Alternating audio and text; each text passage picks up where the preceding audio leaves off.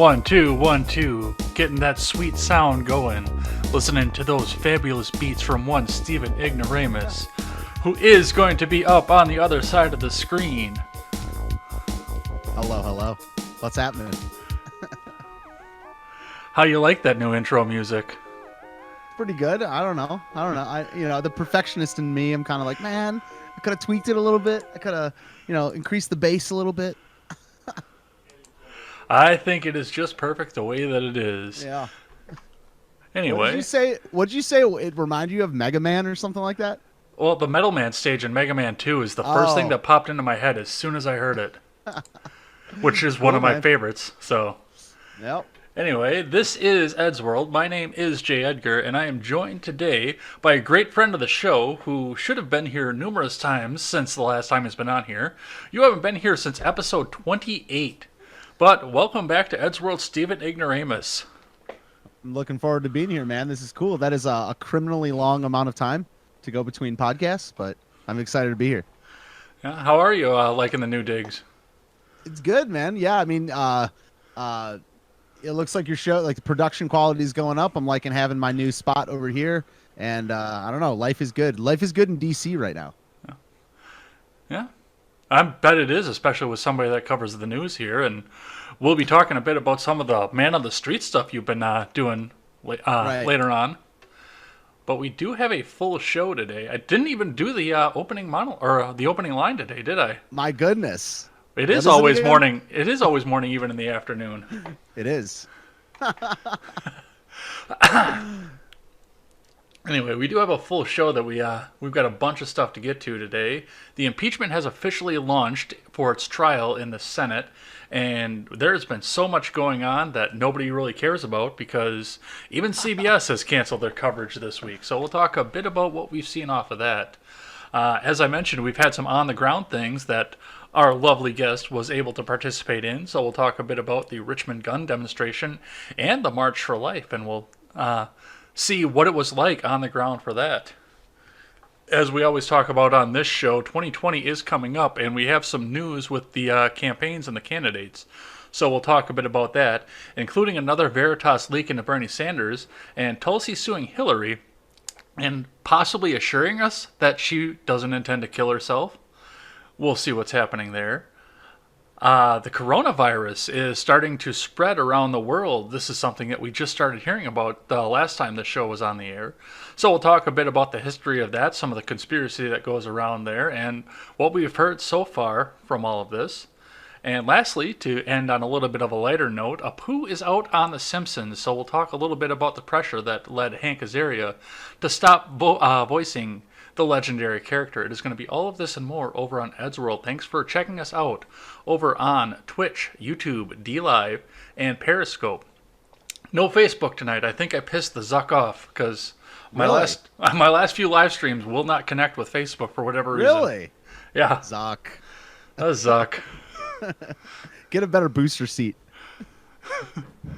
Well, that whole green-eyed Android thing just doesn't seem to work. And if you can't check us out for the whole show live, you can catch us back on demand on YouTube and over on BitChute.com as well. Or we are available on the audio platforms. You can check us out on iTunes, Stitcher, and Google Play. And if you're on iTunes, please remember to leave that 5-star rating and a good review. That helps us move up the charts. Lastly, you can check out all of my stuff, including my video games, my rants about politics, and my regular podcast here, along with our guest over there over on freedomscoop.com. Go over there and check us out over there. We've got some new things coming and a new show possibly in the works as well, so check us out for details over there and possibly welcome our newest host over there. After the lengthy introduction, this is the first time you've actually had the chance to do this live and have some interaction with the chat, but yeah. Stephen, tell us a bit about yourself. Well, I'm a musician by trade. I also stream a lot. I try to stream almost every day. Sometimes I'll do 6 or 7 a week. But basically, I'm just a full-time musician, full-time music teacher. I live in Washington, D.C., so it's kind of interesting being a so-called right-winger living in D.C. There's not too many of us out there. But I basically just do interviews. I do Wednesday evening concerts. I do my news stream, like I said, almost every day, and I just try and build, the best live chat in town, or at least the funniest one. Yeah, so that's basically what I do, and I'm just, I'm looking to getting into DC stuff this year. I mean, it may be my last year here, it may not be, but I'm in DC during an election year, so I want to capitalize on that. Christ, that may be the last year that DC is there. Maybe, yeah. It's definitely true. Or could be. Well, I always have the other question that I have you ask. You've answered this before, but Yeah. we've got some new viewers in here, including a few people that I think have come over from your side of the things. So tell us a bit how you got into the alternative media, how you decided that you wanted to turn a camera on and talk. Yeah, I mean, I always, I don't remember how far back, but at least 12 years back, I thought that mainstream media really sucked. I thought I didn't know why. I just thought it was kind of boring. It was kind of square. And I started in this alt media space as a fan. I started listening to live streams, a lot of podcasts, a lot of Joe Rogan, Sam Harris, things like that. And slowly I started flirting with the idea of doing a stream or my own podcast. I started off wanting to do just a podcast, just all audio. And then about a year ago now, I started my live stream, The Daily Ignoramus. And basically from there, it kind of, picked up steam. And I don't know. I still feel uncomfortable sometimes being on camera. It takes some getting used to, but I've always just wanted to talk philosophy and, bring comedy in it as well. Like we like making fun of stuff all the time, even really serious stuff. I saw some of these Kobe Bryant memes and I took some screenshots. So even in the darkest of days, I like the comedy thing, but comedy, religion, philosophy, politics, and, I just started as a fan and now I, plan to do it basically for the rest of my life. Well, thanks for giving us that here. We are going to have a moment of silence for now for Kobe Bryant. Thanks for that. And then we'll check in with the live chat here. So let's say, 15 seconds? You got some people in from my live chat. He says, maybe not the best, but definitely the rowdiest. Yeah. It's one of those things, right? Well, we'll check in with the live chat here. We've got Penny Rue here. You're in here as well. The R-rated conservative is here, which you were just on his show last week. Yeah, last RRC. Wednesday. Yep. Yeah. So thanks for stopping by. Reflections of Liberty. I've seen him in your live streams before. Mm-hmm. So thanks for coming by and checking us out. Penny Rue has good taste in baseball, it looks like. Zuck the Cuck. I like that. Hail to the live chat. Hail to the live chat. That does help make the show go. Ron Helton is here. Thanks for stopping by again. You're always welcome and you're always great here. Wyatt from Roundtable Decision is here. Welcome on in. Saint is here. And it looks like that's everybody we have so far, eh? So talk amongst yourselves as we go along here, and we will check in with the live chat between topics. So if you have any questions for me or my guest, feel free to ask them, and we'll get them answered when we come back and check in again. Cool. So the first thing that I have on the stack here today is the impeachment, and the first thing that I have to talk about with the impeachment is that nobody gives a fuck. Yeah, dude. My stream the other day was called "Fine, I guess we'll cover impeachment." I know. I saw no that. No one cares. It's so hard to give a shit. I went through at least 80 different tabs, and it's just, I don't know. I just want to think inappropriate jokes. I mean, do you think there's any person on the planet that knows all the details from start to finish of this whole? Because I lump Ukraine and Mueller in together at this point. Well, yeah, I mean, they keep trying to bring it back to Russia for whatever reason, even though Zelensky and Putin hate each other for good reason. Yeah. But it got so unpopular that CBS, who was wall-to-wall coverage when Clinton was being impeached, and I remember back, and I mean wall-to-wall coverage, just said, you know what, we're going to make people watch The Young and the Restless instead. CBS canceled their coverage, and they went back to their regularly scheduled programming, which I guess I can understand why. I mean, even back then, cable was still in its infancy back when Bill was going through all of this, and people did have the options to either watch the impeachment or go to cable, but I mean, there's so much else on right now. So if you're coming on just expecting to see one thing and they're covering the news, you're going to go to your 1,000 channels that you have with your cable or your streaming service. So it's either don't sell commercials or go back to your regularly scheduled programming. Right. CBS is not, is CBS cable or is it basic? It is basic. It's basic. So it's Yeah. like ABC, CBS. What's NBC. the other? NBC. Oh, NBC. Okay, Yeah. and then Fox and CNN are both cable. Well, Fox actually does have local affiliates as well. So Oh, okay, that's right. yeah. So they just pulled coverage. Did they make an announcement, or was it at the end of the day? Was it beginning of the day? How'd that whole thing happen? I have no idea. I cut the cord. I just saw the news story on it. I heard Tim Pool talking about it. It was what led me to go research it and find out that yes, they just said the hell with this. Man, I mean, I guess maybe they don't care. Maybe they're smart with their dollars or something like that. I just, what's gonna aren't without the votes, it's not gonna happen, right? But they're talking about lately that there was a big bombshell. Was it today or yesterday about Bolton? There's gonna be some rhinos maybe jumping ship or something like that. Do you think anything is gonna happen? I don't know, and this is just a zoo at this point here. I mean, Lindsey Graham said he's going to refuse to subpoena Hunter Biden. See, I don't get that. Why? Because apparently I guess in his logic, it's not relevant to the trial for any reason whatsoever, which, once again, I don't understand. There's very, very few witnesses that are more relevant than Hunter Biden.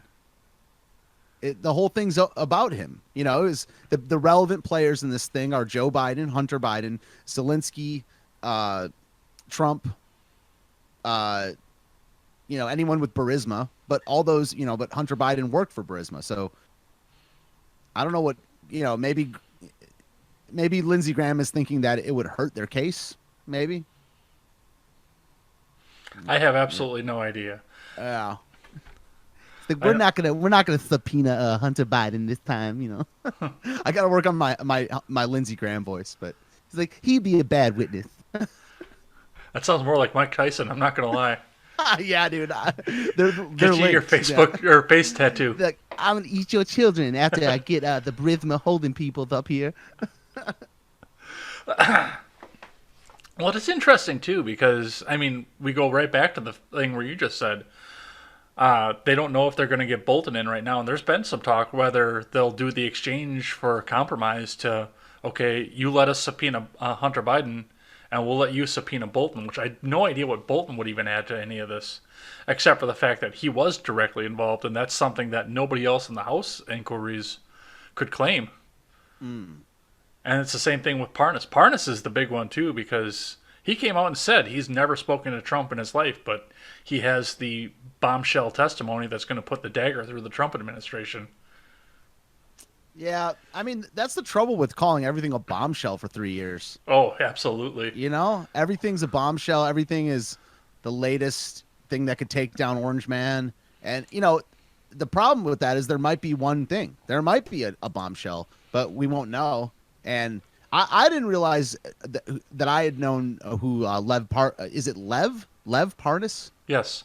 Yeah, I actually knew who this guy was because I covered him when he got indicted 4 months ago or so, and also I've been before I got into streaming, I researched the Ukraine thing a lot with the whole regime change, the Malaysian airliner going down. This was about 4 or 5 years ago, but I think I'd heard his name along with dang it, brain fart. Who's the other guy? Manafort. Manafort was also involved in Ukraine during the whole Poroshenko, whoever his predecessor was, deal.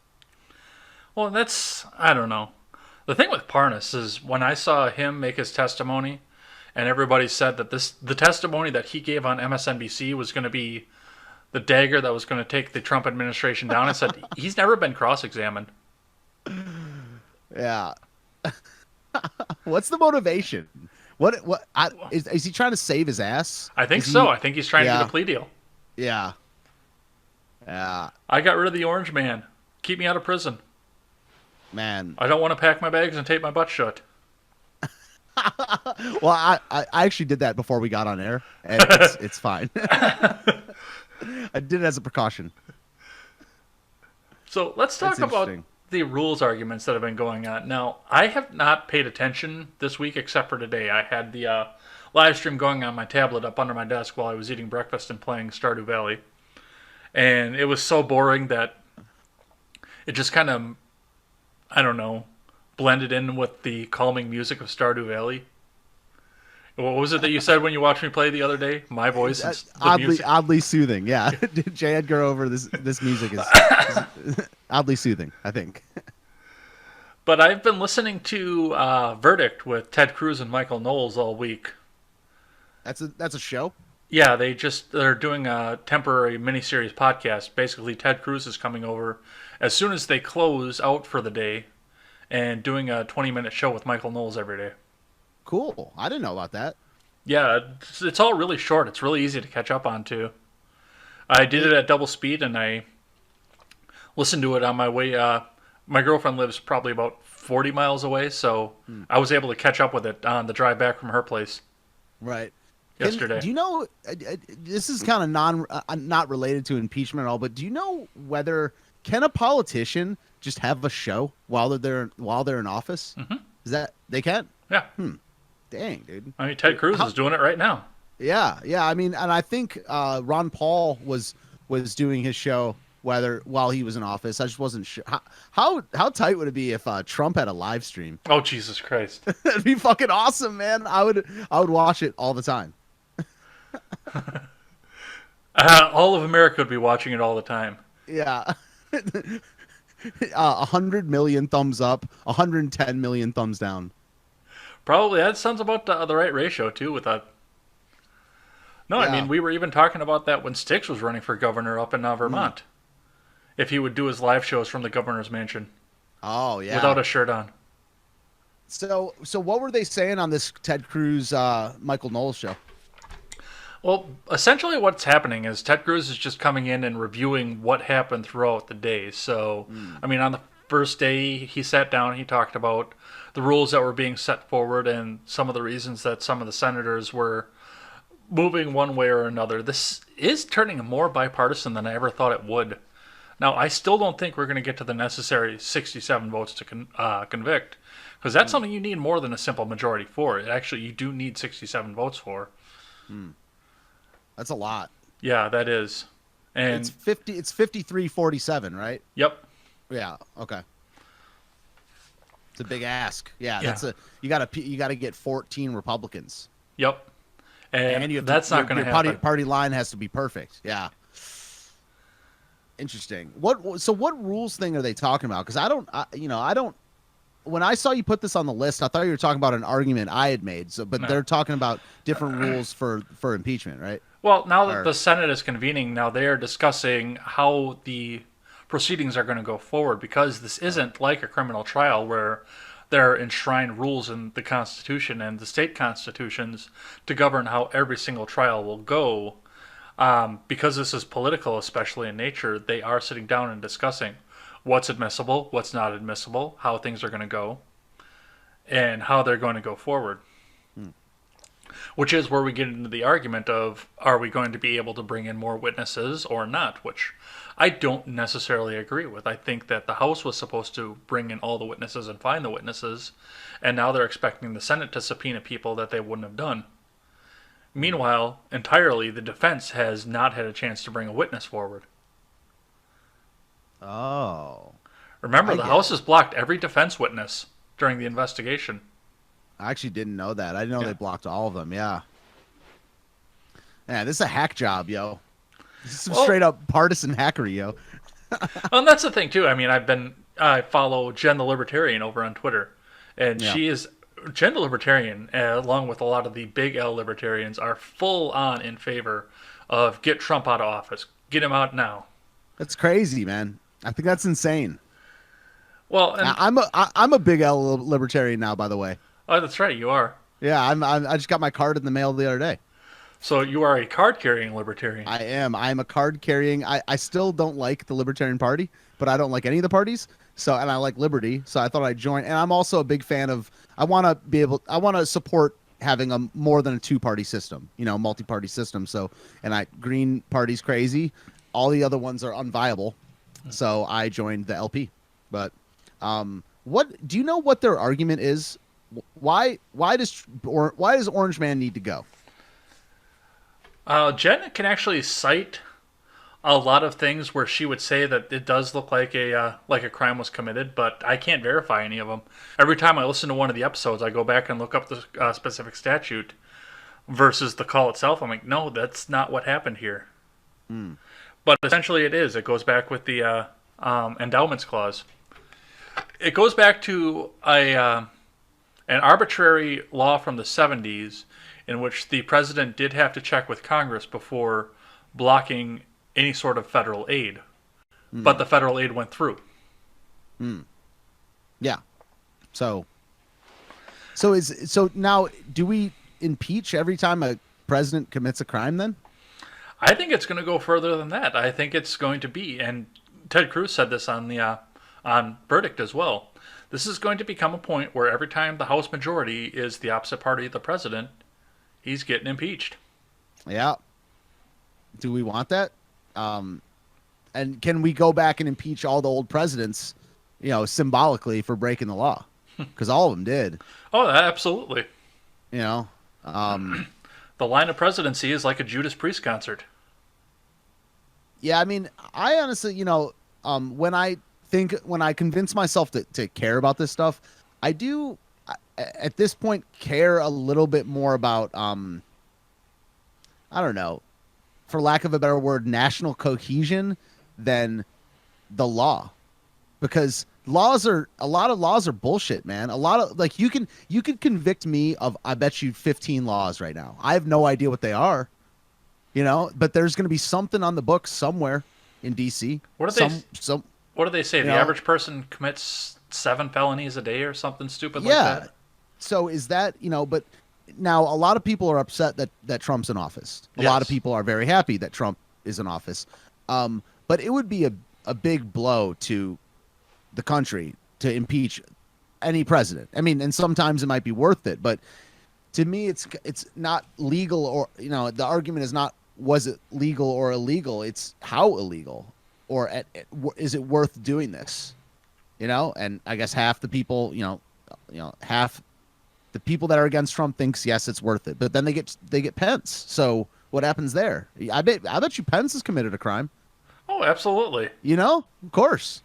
So, well, when Parnas got on MSNBC, I was watching Twitter at the time. Actually, that was how I found out that Parnas was on MSNBC, because hashtag President Pelosi was trending, because they think that they were going to take Pence at the exact same time. Dude. Because of the Parnas testimony. Even these people that hate Trump, I would love to ask them, would you actually take Pelosi as president over Trump? President Dentures? Dude, come on. Like, I don't even like Trump that much. I mean, I think he's very entertaining. I like him being in office for, entertainment, Twitter reasons. I think he's kind of a badass in his own dickish way. I like that he's pro-life. But even, I would still not, maybe it's just how bias works. There's not in a million years would I take Pelosi over Trump, just objectively. What about you, man? I would be very, very afraid, because Nancy Pelosi has dementia and the nuclear codes. Yeah. Clown world. We're here. But she votes the right way on abortion, so of course the left absolutely wants her to be in office. Oh, yeah, it's rough. Well, and we'll talk a bit about the March for Life a bit too, but I'm going to cite the podcast again, because that's where I got most of my information off of this. But, Noel's made a very interesting point. They're going through the impeachment. The trial's going through on the... Kill the stream. All right. Twitch is thinking. DLive is on. Facebook's, as for usual, won't pop on. So looks like we're all back here. Cool. What's up, everybody? Welcome back. Oh, yeah. We're good. We're back up. Back in business. Looks like everybody's back there on DLive, too. So before we the stream cut out, you're talking about this whole thing is kind of over Roe v. Wade or whatever? Well, I do think that there's a I think there's a possibility that, yes, Roe versus Wade plays a lot into this because we look at the makeup of the Supreme Court. Now, I don't believe for a second that as much as they've tried to feed the propaganda that Trump is going to destroy Roe versus Wade and make abortion completely illegal, I don't think for a second that anybody believes that a Manhattan Playboy is against abortion. So you don't think he's sincere on this? I don't. I think that I think they're afraid that people are going to read the Constitution and realize that it's a states' right issue, though. And just to be clear, though, abolishing or making Roe v. Wade defunct doesn't make it illegal, right? No. It kicks it to the states. Yes, it does. Yeah. Okay. So a state could make it completely legal, and that'd be that, because all powers not expressly denoted in the Constitution get kicked to the states or the localities, right? That is absolutely correct. But yeah, that seems to be, and that's something else that we keep thinking about. I mean, think about what we heard when Kavanaugh was first being thought about being nominated before they went down the entire rape thing. That was exactly where they were going. Oh, he's going to end Roe versus Wade. And then, of course, he punted on it, but yeah, that was the first argument that they made as soon as all of this started was, I don't know. I mean, that's I don't know, not irrelevant, but it should be irrelevant, right? I mean, if it's not mentioned in the Constitution, I don't know. The political process is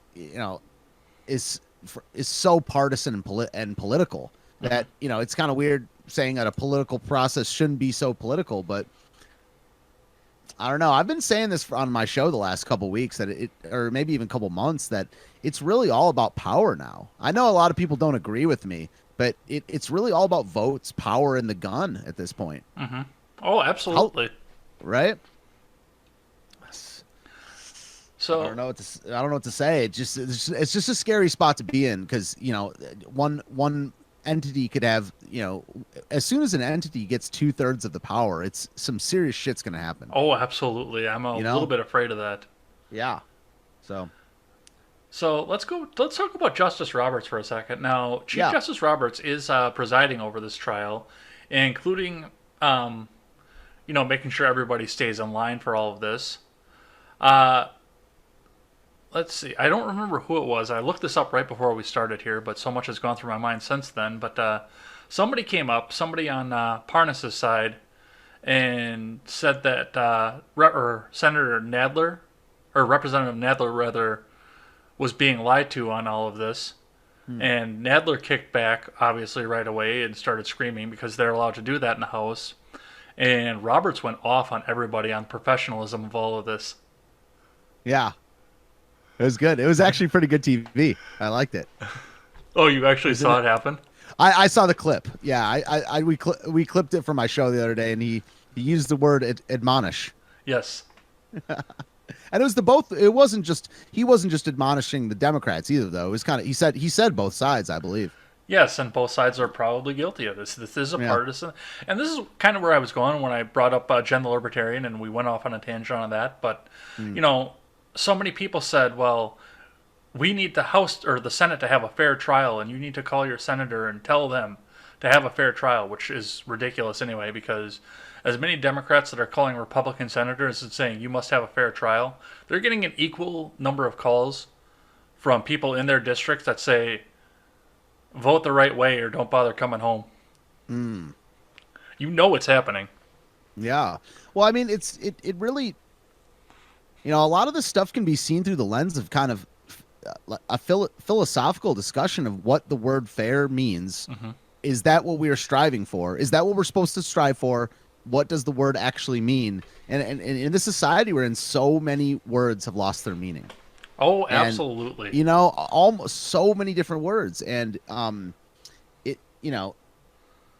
is our things supposed to be fair? I mean, we all learned when we were in first grade that life isn't fair. And what do they mean by fair? Do we want it to be fair? And is that what we're supposed to be striving for? Because it's certainly not fair, but is it supposed to be? Well, what was the lesson that we learned from Eric Matthews on Boy Meets World back when Corey was still a little kid? Life's tough, little bro. Get a helmet. Yeah, or something. I mean, if it's look, if things are supposed to be fair, we need to put it in into doctrine somewhere. You know, does it say anywhere that it's supposed to be a fair process or an equal process, or Right. it's all about power? And the other part of that is, I mean, if you put on a partisan investigation in the House, don't be surprised when you get a partisan trial in the Senate. Yeah, yeah. Live by the sword, or whatever rules you live by. You got to be ready to both sides to play that way. It's the way it is, I guess. So, as we go along, I do want to talk about a couple of things from what we should be taking out of this at this point. Because we've talked about Bolton already. That's the last topic I wanted to talk about on there. But there are a couple things with what we should be seeing. First off, CNN put out a poll that said that 51% of all of Americans want to see Trump removed. But I don't recall it being asked. Yeah, I mean, polls are bullshit. Even when I was talking about this with family last night. Even when it's not a double-edged sword, but even when you agree with it, you can't use that poll. I mean, they only ask about 2,000 people usually, 2 to 3,000 on the high side, and sometimes the aggregates will get to 13,000 or so. But what always happens is the journalist will say in the headlines, percentage of Americans, and I was saying, I was saying last night, at least say percentage of polled Americans. And up top should be a link to the methodology, but no, it's of Americans. And Trump does the same thing. Trump will, he does. 52%, 52% approval rate. No, it isn't. Now it may be more than 52%. It may be less. It could be 60% of all Americans, but you won't know when you ask 3,000 people, right? Well, the other thing that goes along with that, of course, is, I mean, how many times did CNN throw the poll out there before they got a result that they liked? Yeah. I wonder how many of those polls didn't get published. Yeah.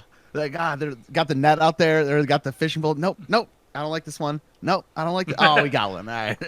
This one says over 50%. We'll use this one. Yeah.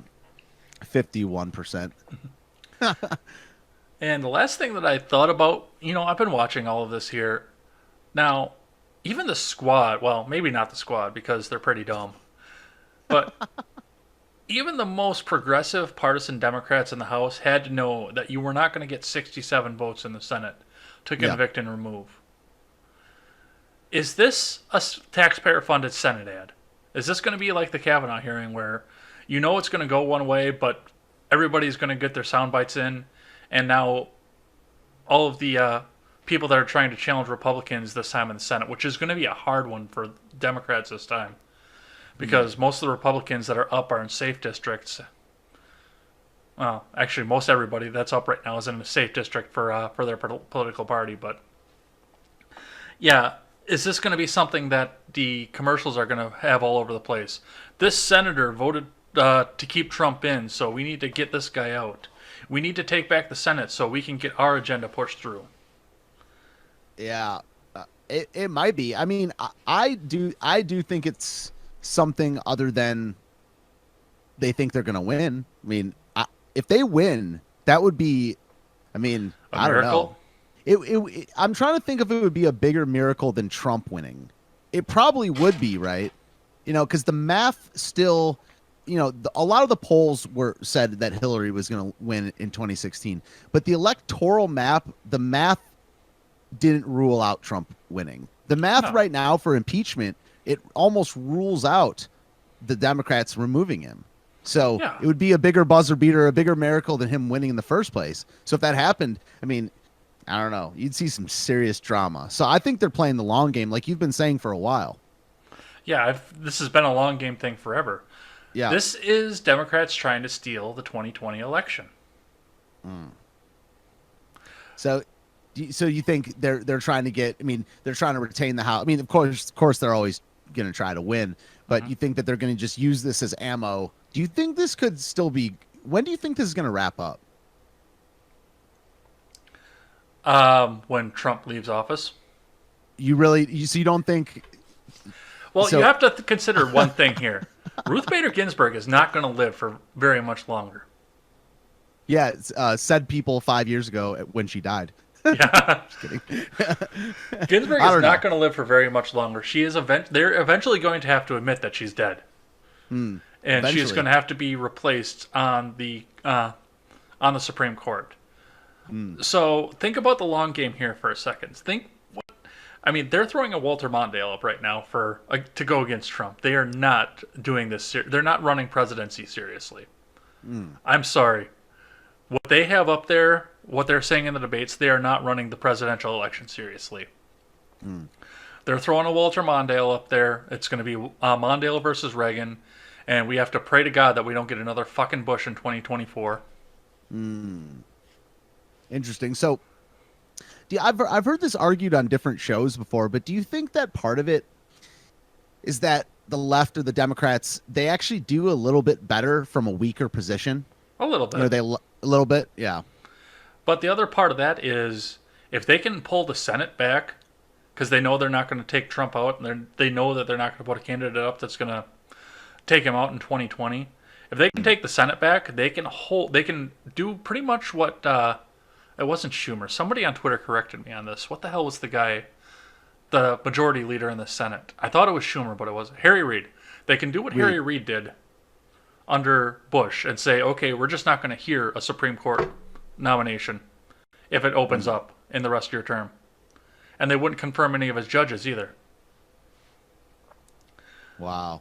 Can they remove judges? They can't do that, right? No, they can just refuse to hear confirmation. Future ones, but the Yeah. ones, like Trump has appointed all those federal judges, hundreds of them at this point, but they can't remove old judges. No, right? they cannot. Okay, all right. They Wow. couldn't even if Trump got removed from office, they wouldn't be able to do it. But yes, if they can block any other judicial nomination, including the Supreme Court, up until they get a Democrat in the White House, that's I think what their game is. Wow. And by that point, there'll be enough, Democratic voters either imported or propaganda or you're trained out of the colleges to, there's some electoral shit gonna go down in the next 5 or 10 years. Well, I mean, they've got to train them in the colleges because they're killing most of them in the womb. Too Yeah, dark? man. It's not too dark, just dark. It's just true, man. I mean, we might, transition to talking about the March for Life like now or whatever, because that's all I kept thinking about. It was just, I don't know, man. The whole abortion thing it fills me with despair. It's crazy, man. Well, let's check in with the live chat here, see who survived after the internet decided that they didn't want me to be on anymore. Let's see. Reflections Liberty says, "Got to beat Metal Man first. Got to use them saw blades." Thank you, Reflections. Let's see. Zuck the Cuck is something also came from Reflections of Liberty. Penny Rue says he crushes. Hail the live chat. Ron Helton says, "Take my place at St. Jude, Stephen. Howdy, taters." Maybe not the best, definitely the rowdiest chat. That must have been the chat. This is going back to we were talking about the live chat. Is cable still a thing? Yes, unfortunately, cable is still a thing. Streaming services have not taken over cable yet. Saint Soon. says, "Stephen Ignoramus, on this day in history, I lost my V card." Sounds good. Press 1 in the chat for Saint. Country Gravy Bear is here. I'm surprised I'm not seeing more bears in this. Because they follow Peace you be- everywhere. Peace be upon the Bears. I don't mind the bears. No, me neither. I'm not a huge fan of Owen himself, but the bears can be kind of cool. Yeah. I don't dislike the guy. He's not at the top of my list. Amore de lejos es para pendejos. My Spanish is a little bit rusty, but What does that mean? lejos I don't remember. I don't remember what lejos means. It's love of something is for the stupid people, but I don't know what lejos is. Far? It says far. Huh. I don't Lejos means understand. far. We have a viewer from Turkey, RKLRLL. So hello to Turkey. Most of these people are probably not here right now. Ron is talking in Spanish too. Reflection of Liberty wants you to talk turkey. Wow, we get a busy thing going here. Top Feed Coco. Oh shit, Tweedledee, Tweedledum, and me makes Tweedledumbest. And we've got Running Pepe. Pence has certainly committed thought crimes. And then now we're back on. Roe vs. Wade is a moot point. There are more recent rulings that prohibit states from regulating abortion. The state should be allowed to make anything that individuals do to themselves, legal or illegal. A tyranny of the majority must be stopped. Pettifogging was it? I don't know what that means. That is a term that John Roberts brought up in his admonishment, and it's an old English word. The roots in the 15th or 16th century. That means, I think, debating and making a big incident over things that don't matter, things that will never be resolved, things that don't matter, insignificant details, I believe. Helton says democracy must die. We don't need no stinking roads. Reflections of Liberty. It's all about giving up negative partisanship to drive the loonies to vote for anybody but Trump. Dems' only chance to win, allegedly. Courts are the only thing Dems desperately need for any radical agenda. Yeah, man, that's the last step. That's really the last step. It's why one of the good things about Trump is all these federal judges, man. I hope they do a good job. And then we got some translations here. Ron Helton says, long distance lovers is for idiots was the first one. And love is better close is what he wrote. So, all right. Love is in the air, Ron. Yeah. So. Just no love for those hoe-ass roads, Ron. Yeah, that's absolutely. Fuck them hoe-ass roads. All right. So we will check in with the live chat in again here in probably a half an hour when we're done with this topic here. So let's first talk about the gun rally because that came first. Yeah.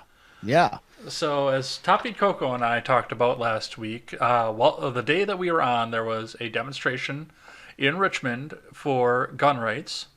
Now, you were actually there. Yeah. But before we get too far into that, I want to show everybody else in the chat who else was also there and who was my favorite person that was there. And we have this guy who suddenly makes me want to go out and buy a gun. Specifically that one. Let me wait to see it. Oh yeah. Oh, that was one of the guys that was there. Yeah. Legit. Yeah, he was a range and a gun store owner, and yeah, he brought out probably the biggest gun. And this is the one. David Hogg was pissed about this. Well, you don't need that for home defense. Well, if you don't need 50 calibers for home defense, then don't look in my nightstand drawer. That's all I'm telling you. Man, it's no one's business what a person needs. I'm sick of that argument. Yeah, absolutely. So, since you were on the ground, I'm actually going to let you lead this segment here. So, tell us what you saw on that. Well, I left DC around 4:30 in the morning. I got there just before 7, and the planned start time of the rally was at 8, or I guess when they were going to start letting people into the actual house grounds was 8 o'clock, and then the rally went basically from 11 till 1 or so local time. And I don't know, I got there early. I did a couple test live streams from my car. When I drove into Richmond, there were already people assembled. There were lines, there were signs, people in, I don't know what to call it. I'm not a military or a guns guy. I like guns. I support 2A for everybody, but I don't know all the terminology. But they were basically in camo or faux military fatigues. Their gear on their sides or whatever, and they're just people assembled. Looked like a bunch of cool people. And basically, I got in there. I started streaming, and I had a camcorder in one hand and my phone in the other hand, and I tried to stream and capture as much as I could. I was interacting with a bunch of people in the live chat, and there were kind of times where the calls were getting dropped. People were saying cops were jamming the signal. I saw no proof of that. I wouldn't be surprised if they were, but it was just a great vibe, man. There were a bunch of good people, a bunch of patriots there, a bunch of people that looked like they didn't want to be there. But they felt like they had to be there because these are our, it's our rights to defend ourselves against either an attacker or a tyrannical government, probably both. But it was just great vibes. And I've been to protests, Democratic or leftist protests before, and these vibes were so much better. Just a bunch of Americans, man. So very little violence. Not very little. There was no violence. I didn't see. There were these rumors about Antifa being bussed in and posing as MAGA people. I saw none of that shit. It was just a great time, and I was there till around 1 or 2 in the afternoon, and it was cold. You know, cops were really cool. I'm pretty. I've mixed opinions on cops. I think most of them are good people. I think there's a lot of, power does some bad things to people. But basically people were shaking hands with the cops. There was thousands of guns. I mean, tens of thousands of guns. Everybody was strapped. So that was cool. And it was just a great day, man. How many of those were there? How many guns? No, how many of the Barrett ones? I think I saw 4. Yeah, I definitely saw 2 real close. I got them on my stream. And a lot of the news reports said that, between 22 and 25,000 people were there. I think that's extremely low. I think, I was saying 40 or 50. Yeah, that's what you were saying on RRC, that those are some low numbers. Yeah. I mean, I've been around 20,000 people. I've been around 50. I've been around 80. Been around 150. And this is, to me, definitely in the 40 to 60 range. Okay. Yeah. And no crime. None. And yeah, none at all. It was so much fun. I mean, it was just great vibes all the way around. There was some good signs. There were some spicy signs. I liked it. There was people talking revolution. There were a couple people with megaphones talking about overthrowing the government, which I'm definitely listening to the conversation. I'm more on the overthrow than the preserve as it is forever. I think the latter is just not working. But people were speaking their mind. They were exercising their rights. It was really cool. Yeah, I almost wish that I could have had the chance to be there and see something like that. But I mean, that's a good 10 hours from here. Yeah, really. Yeah. That's actually closer than I thought it would be. That's cool. Well, it might be 11 or 12 from here. When I lived in Kenosha, I was planning, when I moved to Boston, I had a friend that lived in West Virginia that I was going to pop by and see on the way until I realized it was 10 hours down and then 10 hours back up. So, yeah. Yeah, I mean, it was a great time, and people came in from all over, and people were marching under different state banners, which was great. There was a Maine coalition, Oklahoma, Colorado. There's people basically, marching under what I, imagine happened before the Civil War or whatever. Identifying more with their state than with the nation, which is cool. Yeah, and I mean, one of the big problems that they had on the Twitterverse when all this was going on was the fact that, oh no, people were waving the battle flag of Virginia, which is what most people consider to be the Confederate flag. Yeah. And it's actually John from Generational Gap schooled me on this. I didn't know this till earlier this year that wasn't really the Confederate flag. Yeah, it was. I've only known that for a few years myself. Yeah. I haven't known it for very long either. Right. It's just crazy how, people with their words and their symbols and stuff. I mean, all people are guilty of it, if guilt is the right word. But, like I got a cross behind me, that cross represents something to me. And it, 1,000 years, 2,000 or more years ago, it represented something different. But when people get very emotional and, triggered by certain symbols, it's I don't know. It's just freaking humans, man. And, of course, there's a coiled up rattlesnake behind me. And yeah. I mean, that means something to me, but it means different things to different people, and certainly probably meant something different in 1761.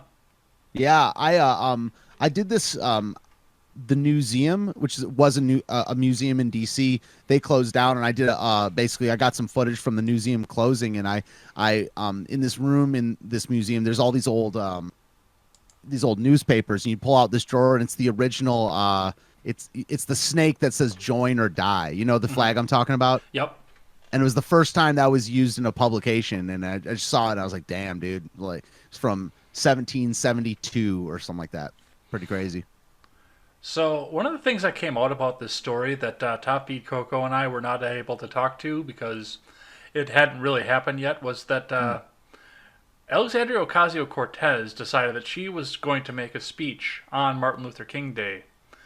And during her speech, she pointed out the fact that during Ferguson, during the Freddie Gray demonstrations, was what she said, during pretty much any demonstration that they had out there, there were police in riot gear and military style weaponry to control the population. But according to her, there were no police anywhere to be found during this demonstration, which meant that this was a white supremacy rally. So, what did you see on that?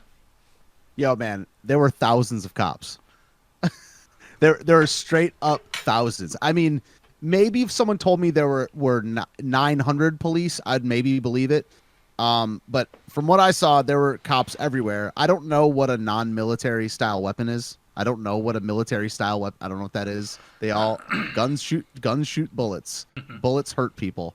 And that happens in war. It happens on the street. But there were definitely cops in so-called riot gear. They had protective, helmets and stuff. I didn't see any of the shields.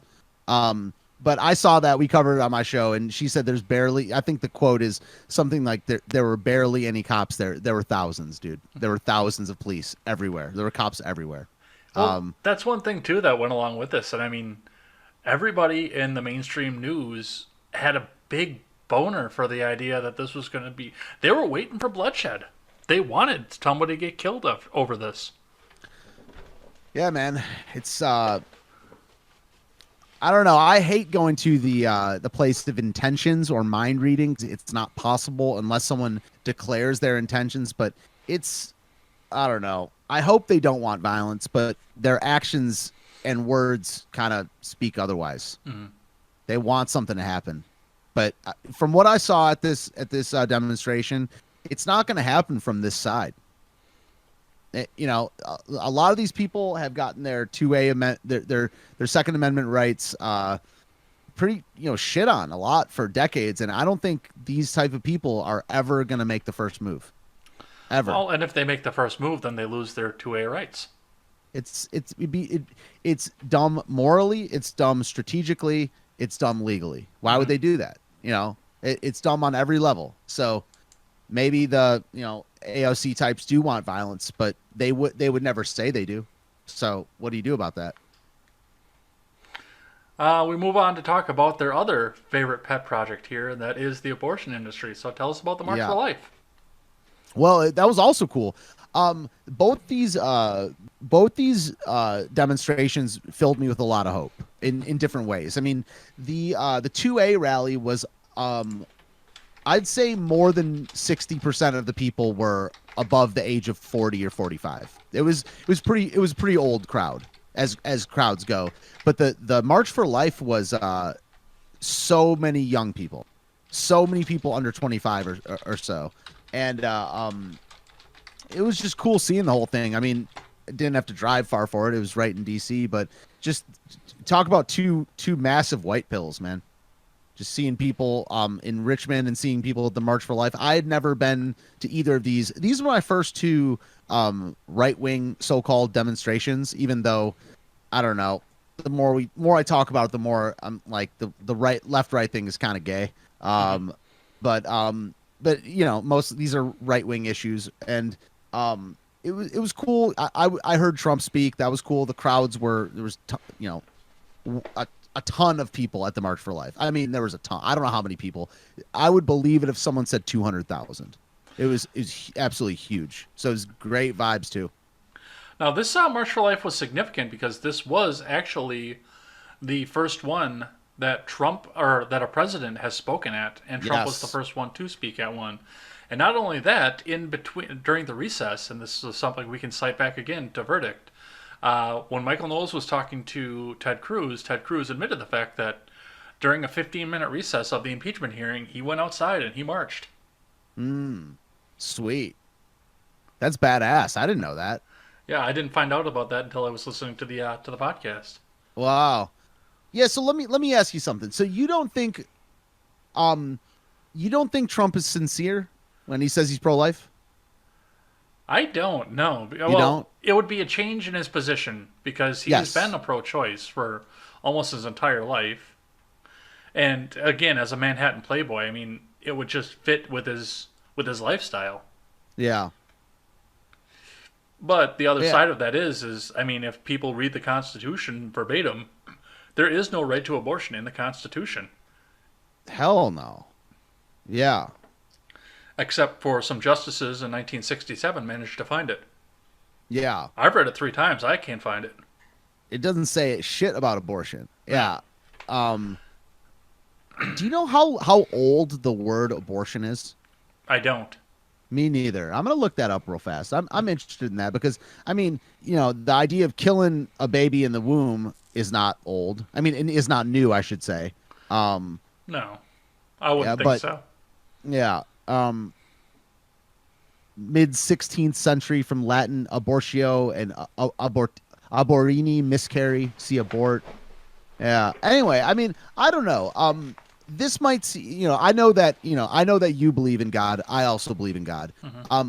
But I think that, and we have no idea, no way of knowing God's mind or whatever, or if what God works with is what we would call a mind, but I think that there's not a lot of, I don't know how to put this, but it doesn't get talked about a lot how a person could have a singular moment. We talk about how people can change gradually over time, but Right. it doesn't really get talked about a lot how maybe someone could have one thing happen to them and it changed their position overnight. And that could be called flip-flopping or whatever, but that's what I sometimes wonder about with Trump. And if that happened to him, or he could be just a bullshitter, he could be just a Manhattan playboy, he could be just doing things for his own gain, but part of me doesn't see that, and it makes my mind search for other things that could have happened. Like, did he get find Jesus when he was 50? Did he did he ever find Jesus? I mean, he definitely plays up the Christian crowd. He talks about God, and so did that ever happen, or is he just full of shit as any other politician? Well, this is the way that I look at it, and this is how I look at all of politics. Mm. It matters less than one single fuck to me how Trump views abortion in his personal life. All I care about is how he executes the laws that the legislature brings forward to him. And there is no law in the books on abortion.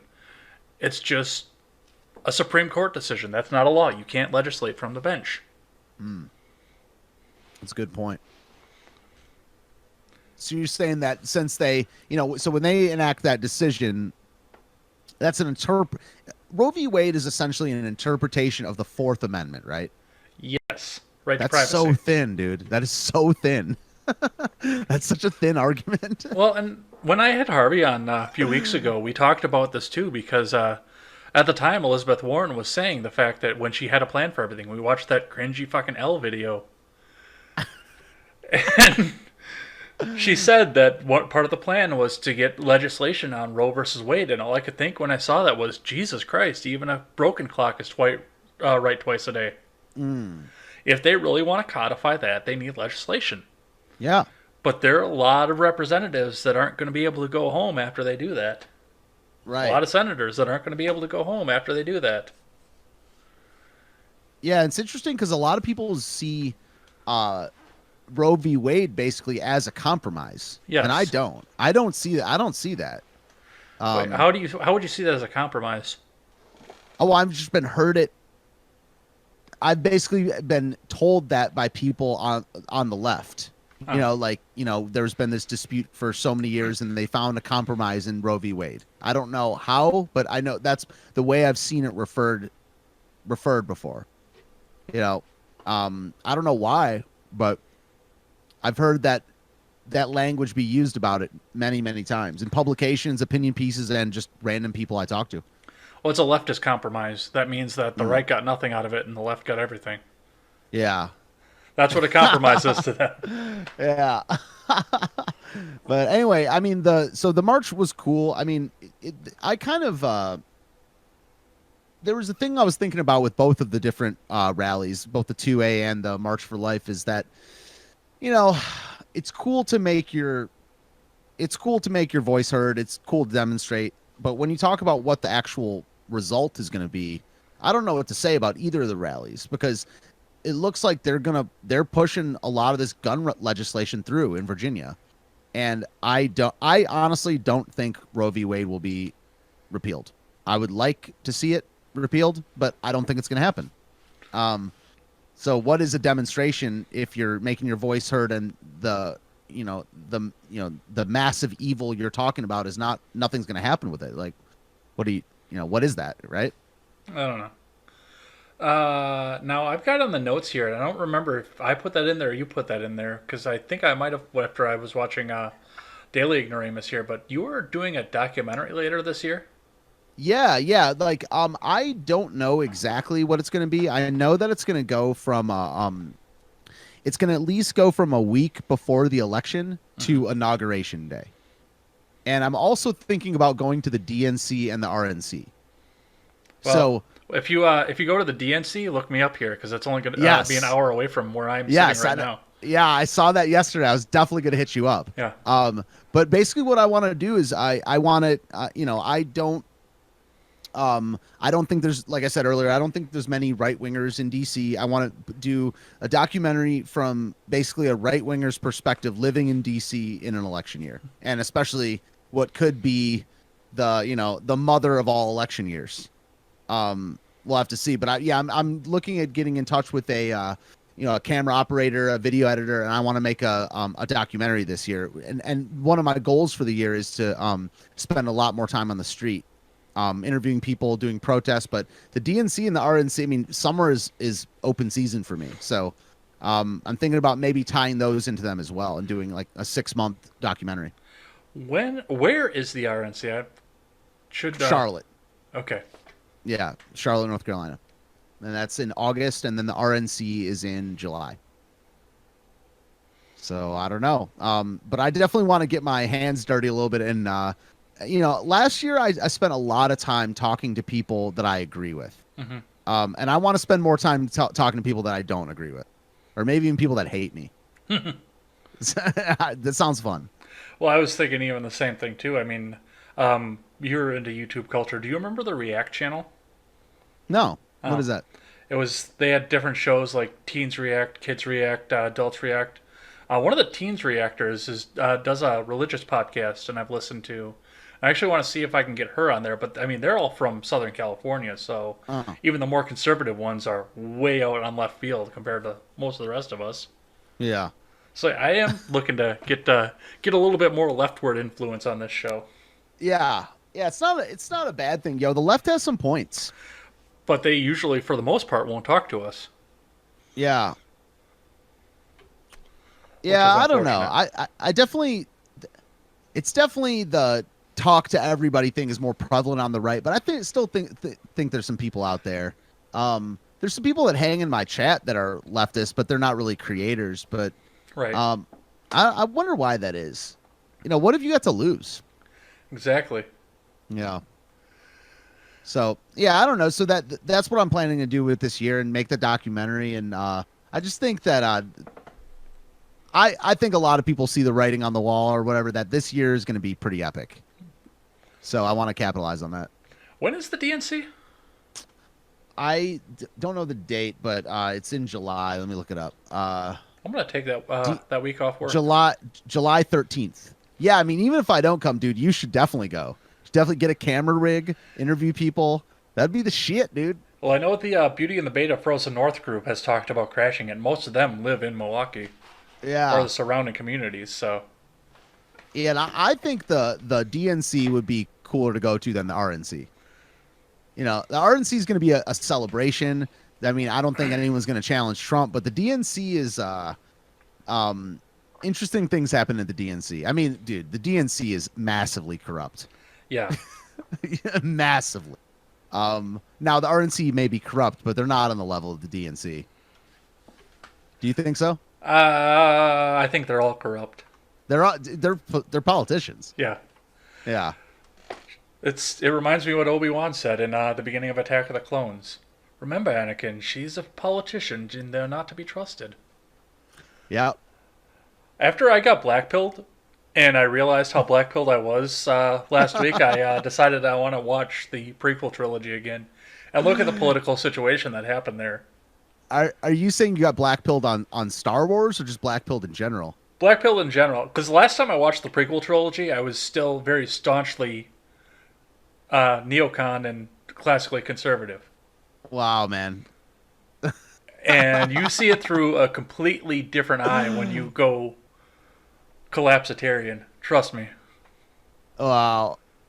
I didn't know. I didn't know that Watch was a him. recent thing. Watch him again. Now that you've actually got into analyzing all this, watch those movies again. I swear to God, it just changes the way you see them. Interesting. Let's check in with the live chat here, see what we've got going on. We left off, I believe, at shortly after pettifogging Oh yeah. and the translations. So, love afar, or love from afar is fool's love, says Reflections of Liberty. The sheriff here is legit, but our city police are notoriously corrupt. Are you in Richmond, Reflections of Liberty? He's in California. Oh, okay. Yeah, well, definitely the city police are corrupt there. I've not found any legitimate police. They've all become bagmen for the local and state governments. Yeah, I can see that. What I'm wondering, what I ask when people say stuff like that, do you? Let's go super extreme, Ron. Do you think a cop has done a good thing ever? That's my question. Yeah. Do you think a police officer has done a good thing to save a person or help a person ever? And I think that the answer is 100% yes. That it's happened once, and we can walk it back from there. Yeah. But to say that all cops are bad it's fucking retarded. Well, he's not saying they're bad. He's just saying they're bagmen. And I look at some of the legit. Yeah, legit was the word, not bad or good. Yeah, that's a good point. I mean, they definitely are serving their higher ups, but I've had good things done to me by a cop before. That sounded bad, even though I said good things. But was there a prostitution ring you need to tell us about? No, it involved a plastic glove and a little bit of Vaseline, and anyway. I want full cavity searches on all of them. Don't stop till you hit the back of their teeth. Oh God, even I'm offended.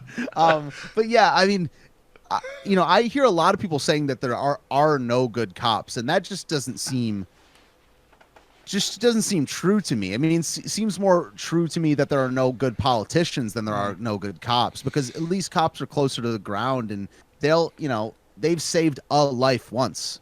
Yeah. Ron asks if I do some good deeds, does that cancel out the times that I rob you of your liberties? No. I don't think it cancels it out. I'm just wondering where the boundaries of the argument are. That's all I'm wondering. Reflection of Liberty says it's worse. Our police seize and sell drugs, trafficking and prostitution, you name it. Demonstrations more like riots. That must be like Freddie Gray and Michael Brown and stuff like that.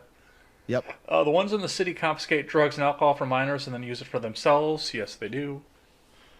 My off-color comment there in the chat. We'll let that one go because I don't want to say that out loud on stream, because that'll get clipped. It's bad enough it's in the live chat. All knowledge stems from sensation and reflection. John Locke. I would add revelation to that equation. Yep. Saint, you did not miss the strippers. I'm sure there's going to be a D-Live dance party later. I'm actually going to try and pop the chest tonight, too. So. Ooh, the chest. I don't know if I can. It didn't let me the last time, but I'm going to try it again this time through. The chest. All right. What do you have to lose? The evangelical left will eat you alive if you step out of line. Yep. Strippers exited to the right. I think that means 4 more years of Trump. Groundhog's Day is coming up. I like that. And then, yes, we've got the conversation you had with Ron. When they say, I'm just enforcing the law, I translate that to mean they have no damn principles and cannot determine that when there is no victim, there is no crime. No, I don't believe that either, because look at all the people that the sheriffs in Virginia deputized. They weren't going to enforce that law. Dude, talk about a white pill. Just all the sheriffs there. Yeah.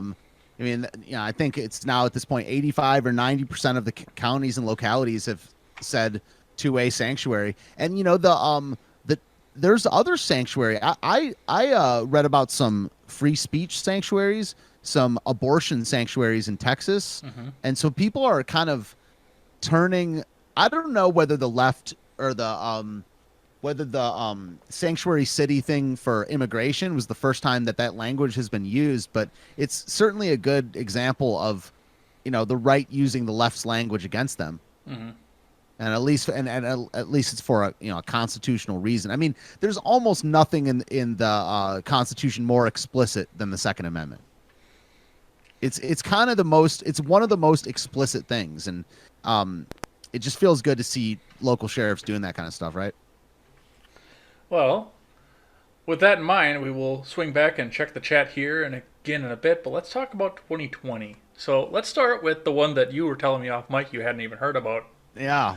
A man who busted his ass to make sure that he paid for his daughter's college went through and he went up to Elizabeth Warren. I don't remember if he wrote an op-ed or if he actually said it to her, but he approached Elizabeth Warren and demanded that she pay him back for the student loan payments that he made on time, financially responsibly, and just in general good. So since you did look that up, what did you see on that? Well, I mean, I just think it's I don't know, man. I love when people do this kind of stuff. And I just think Elizabeth Warren is just such a liar. Yeah. she's her and Kamala Harris were two of the worst political ideas I've ever heard in my life. But Elizabeth Warren is just such a liar, and I'm glad to see people doing the things within their rights, things within, I don't know if trolley tactics is the right word for this, but it's a little bit of a stunt kind of thing, and I just like it. She's lied about so much. There's no such thing as free, yo. Yeah, absolutely. There's no such thing as free. So I just like the move. Well, and Tim Pool is. I listen to his daily podcast every day, and he has been on that for quite a while with all these politicians that say that they just want to forgive student debt. That's the first thing he brings up is the fact, and that's absolutely right. People have been responsible. People have their student debts paid off. What's going to happen to those people? Yep. Are they the 1% now, and they just get the shaft? They get the Bernie Sanders 2016 treatment? Is that what's going to happen, or? Right. I mean, and it's almost you can make that same argument for almost all free stuff or government handouts. Like my question, so is like, say reparations happen. Does I know at least 4 or 5 black families that have worked their way up from in the early 60s to now being, I know one family that's a billionaire. That's a black family, and I know several that are 50 to 100 times over millionaires. Do they get reparations? It's the same kind of thing you're asking about. Does just their skin color qualify them? And it's the same kind of thing you're talking about. Does a person that paid it off, it incentivizes basically being lazy, or I don't know about if lazy is the right word, but certainly incentivizes not doing anything because that the handout is coming. That's what a handout is. Mm-hmm. Yeah.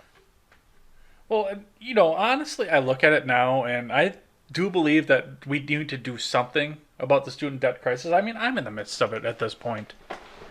I'll be the first one to admit it. I've been struggling with it, but I've gotten a handle on it at this point here. But most of our generation has not, and the baby boomers are going to start dying off. The silent generation is going to start dying off, and there's not going to be anybody to buy these houses. Yeah. I heard I think it's a Vladimir Putin quote. It's someone at the high ups in Russia. He's like, I don't understand the American economy. All they do is buy and sell each other's houses. It's not, not. Well, that he wouldn't inaccurate. Understand that because the government owns all the houses in Russia. And I wonder how that works. Yeah, I mean, dude, the government owns all the houses here too. Yeah, that's true. Like if you're paying taxes on something still, you don't own it. At least that's at the state level. So yeah, there's no federal land tax, is there? No. Okay, good. All right. But when I send the property tax check with a picture of my butt from the copy machine, I know that it'll be a state trooper that I'll be talking to, not an FBI agent. It won't be a Fed. That's right. And I think I'm going to be entering that market here in the near future, so I actually might do Cool. that. Cool. So So that's anyway, yeah, I like the move by I like using other side's logic against them. I need to do it more in my personal life, but I thought that was a good move by my man asking for the student loans. so. Let's talk Veritas now. So Yeah. Top Beat Coco and I talked a bit about Kyle Jurek last week, and his. I was actually trying to find video of this one too, and I couldn't find it, which was weird. Guessing that got buried pretty quick the second time. You mean the third one? Which round of this are we talking about? There Is were it the three? first one? Yeah, yeah. You mean the Bernie Kyle Jurek ones, right? Like the Bernie Sanders staffer? Well, I'm talking. I've got on the notes the Weisgerber one, Guillotine the Rich, Oh. that just happened the Oh. past week. No. Yeah, no. I'm the Jurek ones. Yeah. Okay, lay it on me.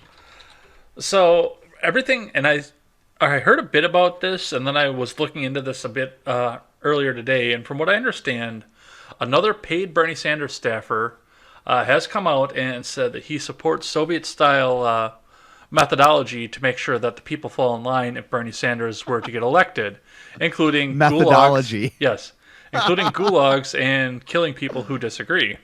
Yeah. This is scary shit. I don't know what to do other than laugh at it. I Yeah. mean, like I don't know. Do I think people think this stuff? Yes. Do I think they would do anything about it? I mean, what's scary about it is they will always use the gun of the government. They won't do it themselves. They'll basically, do I think, was it Weisgerber or Jurek would pull the guillotine handle himself? No, but he would gladly use the government. Yeah, absolutely. Now, the thing that goes along with me too, and the communists and the socialists on Twitter like to try and tell us that true communism has never been tried, and that true communism has no governing body. And the first thing that I always ask, especially with shit like this coming out, is if there is no government, who holds the gun to take care of the dissenters? And I actually got an intelligent response to that once. Okay. The proletariat. Does that mean everyone in the proletariat is armed? No. Well, then you need a government, Yeah, absolutely. right? Yeah, because yeah, it doesn't make sense. You need someone to execute the laws. That's why. I mean, could I make up a scheme on paper, whether could I make up a scheme on paper to show that anarcho-communism could exist? Yes, but in reality, it kind of can't. Yeah, can you put how it do into you get there? practice? Can you actually do it? No, I mean, and I think anarcho-capitalism is easier to put into practice than anarcho-communism, and I kind of think neither are actually possible.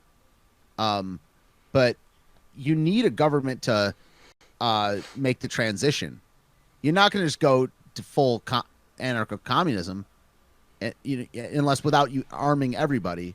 And a lot of these people aren't exactly pro-gun. Right, It just doesn't really make sense to me. Well, I mean, National Socialism works on paper, Yeah.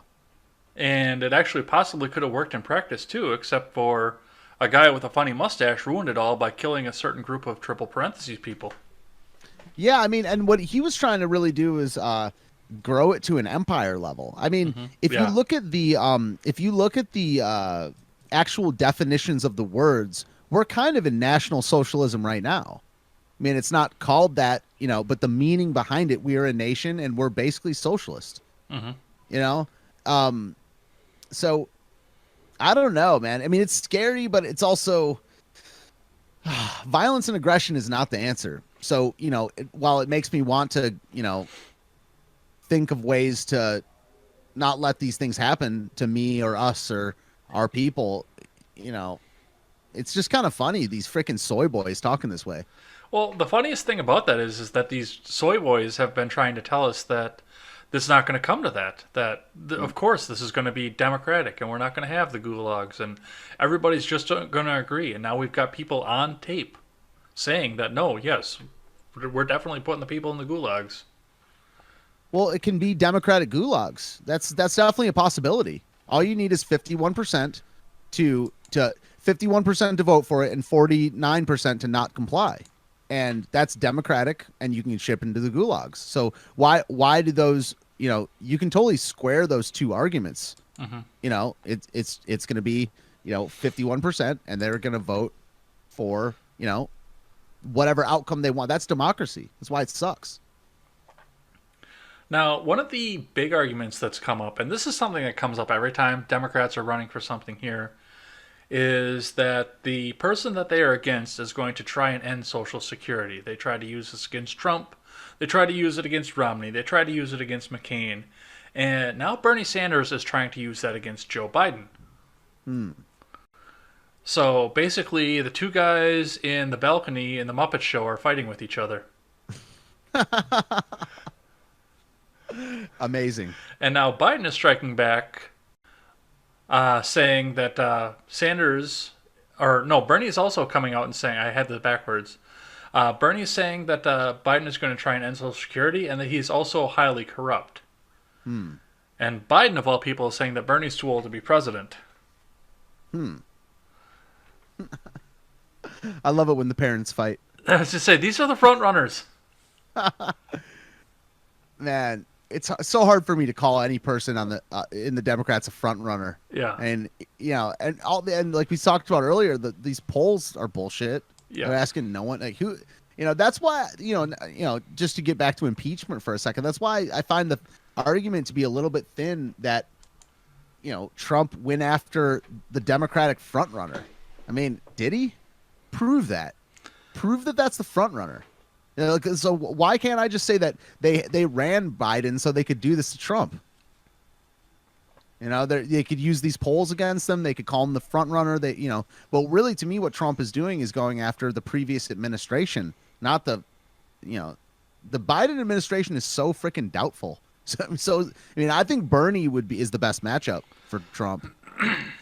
But I don't know. I just like when the parents fight. Yeah. Yeah, and then of course the Rogan thing that happened this week on top of it. Yeah, it wasn't Rogan. Do you remember the Data and Society thing from a year ago? Yeah, and I just looked that up again because I wanted to see what it was that Becca Lewis got famous for before, because she did her whole thing with trad wives, and I might have offered on Twitter to bang her into a trad wife. Oh, you did? Jagger. Might have. How dare you? Might. How dare you, sir? Screen captured. But yeah, I mean, I saw some memes this week that took the Data in Society article and linked Bernie Sanders' name and face. Now he's complicit. Yeah. For being on Joe Rogan. But I don't know. Joe Rogan's a leftist, man. Yeah, he always has been. Yeah. So I don't know what's going to happen there. Well, I know now they want to pull Bernie out of everything because he associated with Joe Rogan, who had Ben Shapiro on his show, which once again that goes back to the Data and Society thing. Yeah, I mean, I've listened to Joe Rogan. Does that make me in that? I bet you that me and Hitler have eaten the same vegetables before. Does that make me on the level with Mr. Mustache? Not sure. Am I linked in some way? Probably. I don't know. No, I wouldn't be linked because I've had Christensen on my show, and of course he got left out of the Data and Society report. That's right. Yeah. So we're safe at that point. They hate Bernie, man. I mean, the establishment, the DNC or whoever it is, the elites of the Democrats, they hate Bernie, which makes me kind of like Bernie. It makes me not mind Bernie. I'm like, what is about this dude that all the establishment left hates so much? And I mean, these are the people that I also don't really enjoy. So maybe Bernie. All right. I want to touch on one last little news story that I added at the last minute here because I caught it at the last minute here before we get on to my favorite news story of the week. Because we go back to impeachment now again. Now, the impeachment hearings have been stated that they were going to schlong the Democrat frontrunners who were in the Senate because Bernie Sanders, Elizabeth Warren, and Amy Klobuchar all have to be in the Senate 6 days a week until 2 or 3 o'clock in the morning every day. which I don't know why they're running everything that long here. So, we're going into Iowa like now. Yeah. So Alexandria February 3rd. Ocasio, yep. Yeah. Well, it's Alexandria a week from Ocasio-Cortez. today. Yes, Holy it is. shit. Sorry. Yeah, well. My future wife, Alexandria Ocasio-Cortez, is currently in Iowa campaigning on Bernie Sanders' behalf. This can't end well. You don't think so? No. Why? She's so dumb. Yeah. I will say, I am a professional musician, and usually I don't play that much music for, free of charge. Mm-hmm. But if you married AOC, I would definitely provide the entertainment to that wedding, all day. Like it'd be my pleasure. By the way. So let's get on to my favorite news story of the week. Tulsi Gabbard is currently suing Hillary Clinton for defamation for $50 million because of statements that Hillary Clinton made on a podcast alleging the fact that a certain person who was at the primary debates was a Russian agent. Mm. Now, of course, Hillary's fans are coming out and saying that Hillary never said Tulsi by name, so this is just going to get completely dismissed. Yeah, it might be. That's the way the laws work, but But if the everyone knows nesting who doll she's talking fits, about. Yeah, everyone knows who she. Law and politics sucks so bad sometimes. I mean, these people are good wizards. She knew that, I don't know how defamation and libel and shit work, but, it's true. She never said her name. But right, but many of her more ardent fans did. I mean, I've seen thousands, if not millions of people on Twitter call Tulsi Gabbard a Russian bot. Of course, being led by the Queen herself. Yeah, I mean, she is a member of the Council on Foreign Relations, which makes, myself and other, conspiracy-minded people, their kind of blinkers go up. But, I just still don't get why Russia's bad. Straight up. I don't understand it. Why is, do we need an enemy? I think Russia is kind of based, man. Yeah. At least they're nationalist, which I'm down with. But I don't know. I don't think anything's going to happen from this, but I like when people sue Hillary Clinton. Well, the reason this is my favorite news story, not just the fact that Hillary Clinton is getting sued for something that she actually did say, and Yeah. I mean, she sidestepped around, obviously, but she actually did come out and say it. My favorite part of this was that immediately an internet rumor spread forward, and I was not able to... I spent, from the time that you said that you were going to be ready in 15 minutes until I started the call, I spent that whole time trying to find the picture of it, and I couldn't find the picture of it for the second time. I found it the first time, but not the second time. But there is supposedly a line in the lawsuit that states clearly that Tulsi Gabbard is not depressed and has no intention on taking her own life. Supposedly. I've not read the actual lawsuit, but... I gotta find this shit. Yeah. That's amazing. There was a flatbed truck driving around in Richmond that said Jeffrey Epstein didn't kill himself. That's awesome. All right, Atlantic, Tector. Just give me the documents. I want the documents, Joe. You got a better chance of finding the documents that prove that they were putting chemicals in the water, turning the frickin' frogs gay. It's asexual, by the way. Yeah. Files. Okay, I might have found something. Okay. Well, it looks like I got it. Yeah. Let me. I'm gonna put it in our chat real fast. So. Okay. I don't think this is just the press release. Actually, if you screen share it there, it'll pop up in your window. Oh yeah. Yeah, if you do a screen share for Discord. Okay. Let's see. Yeah. Okay. Great. Here we go. So I'm sharing right now. Yep. It's 14 pages. Uh-huh. So let me go. Let's see. First cause of action, defamatory statements. I hope this is true so badly, Jay. I want this to be true so bad. Wouldn't that be amazing? Would that Russian not be asset. amazing? I don't know. Um, living by that principle. Yeah, I want to do a stream just on this. False assertions. Yeah, I'm not seeing it so far. Background on Tulsi Gabbard. I don't know.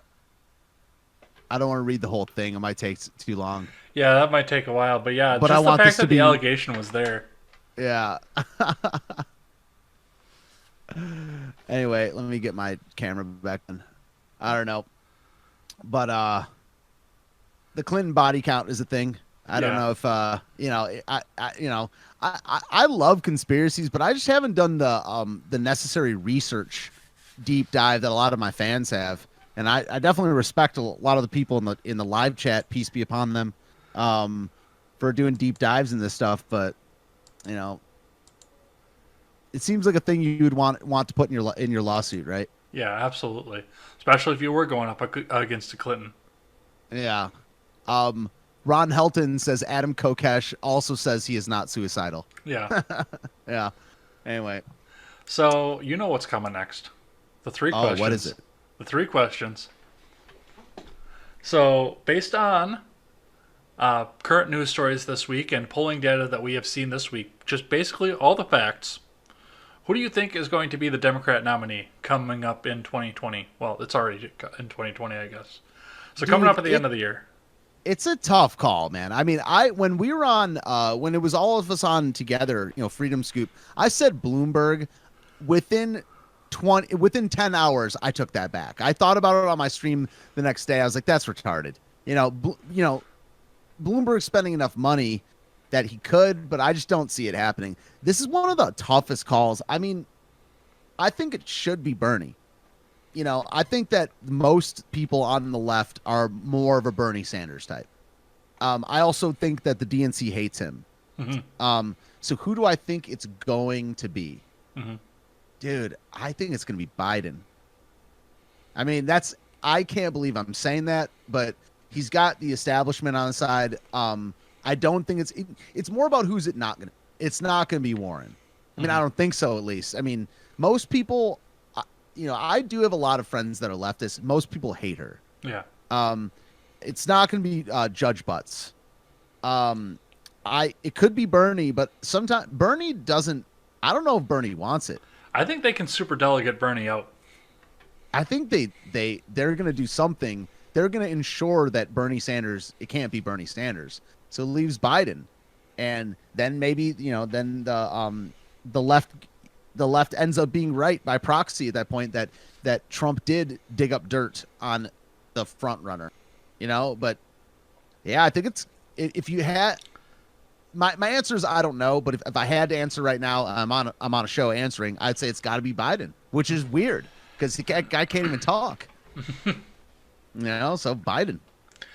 Okay, so now you have to have, and they're down to, I think we're still on 14 right now. So if you had to have one of the 14 people that is currently still running, limited, of course, to people who are still in, nobody who's suspended their campaign, and nobody speculative like Jake likes to do. Which one of these 14 idiots would you like to see, or would you feel the most comfortable with being your president? Bernie Sanders. Bernie, man. I think Bernie's kind of a pussy. While I don't like that in a president, I don't think that. I mean, okay, if the Democrats have both houses and the presidency, that's really bad. Mm-hmm. So hopefully a Republican Congress can check against Bernie Sanders. And I don't know. I find him to be the most likable. And I don't know if that's what you want in a politician, but I hate Biden. I think Biden is horrible. I think Warren's such a liar. I don't like Judge Butts. I have my qualms about having a gay person or a woman as the president.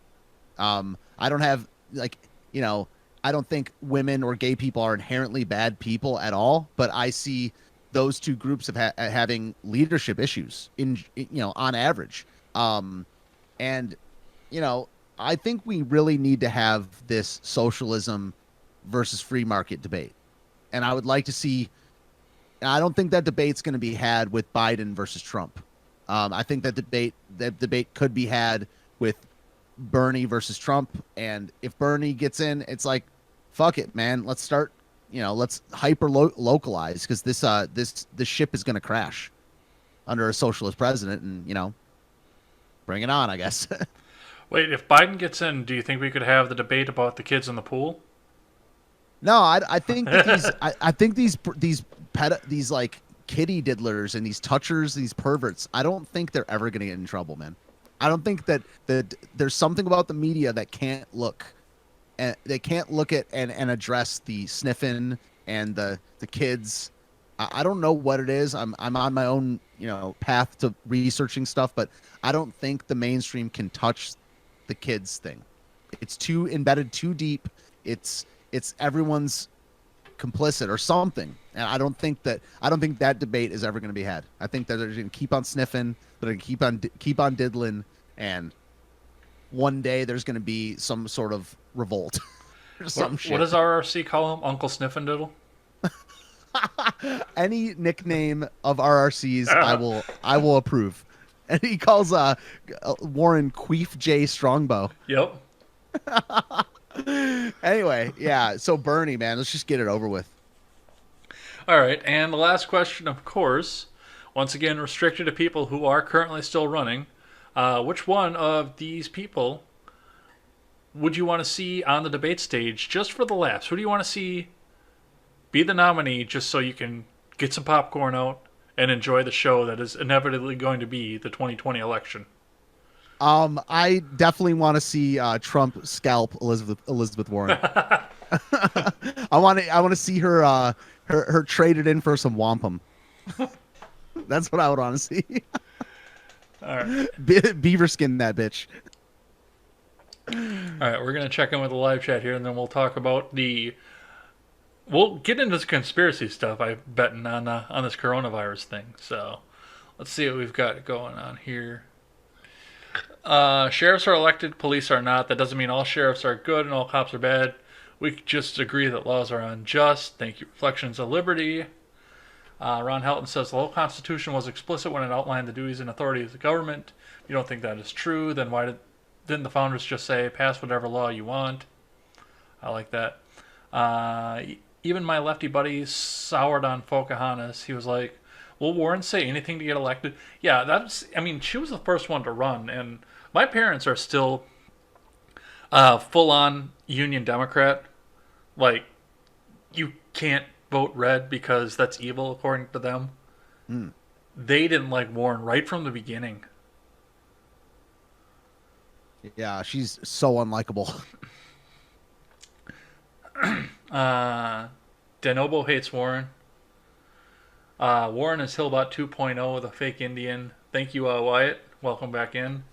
Ron Helton says, what do you mean the silent generation? That's actually the name of the generation that comes before the baby boomers. Silent generation. The Nightbot got Ron Helton on symbols. Yeah, you can't do extended dots in this chat because the Nightbot is kind of a Nazi on that. I turned the caps off, I think. I had to check that again. I think I turned the capital lock off. Ron Helton says re-education camps. Anarcho-communism of a sort was tried at Plymouth, Mass. Several starved to death. The Dems want to nationalize all industry. It was creeping socialism in the 70s. Is headed for full gallop. Biden and Sanders are both senile. Yes, they do.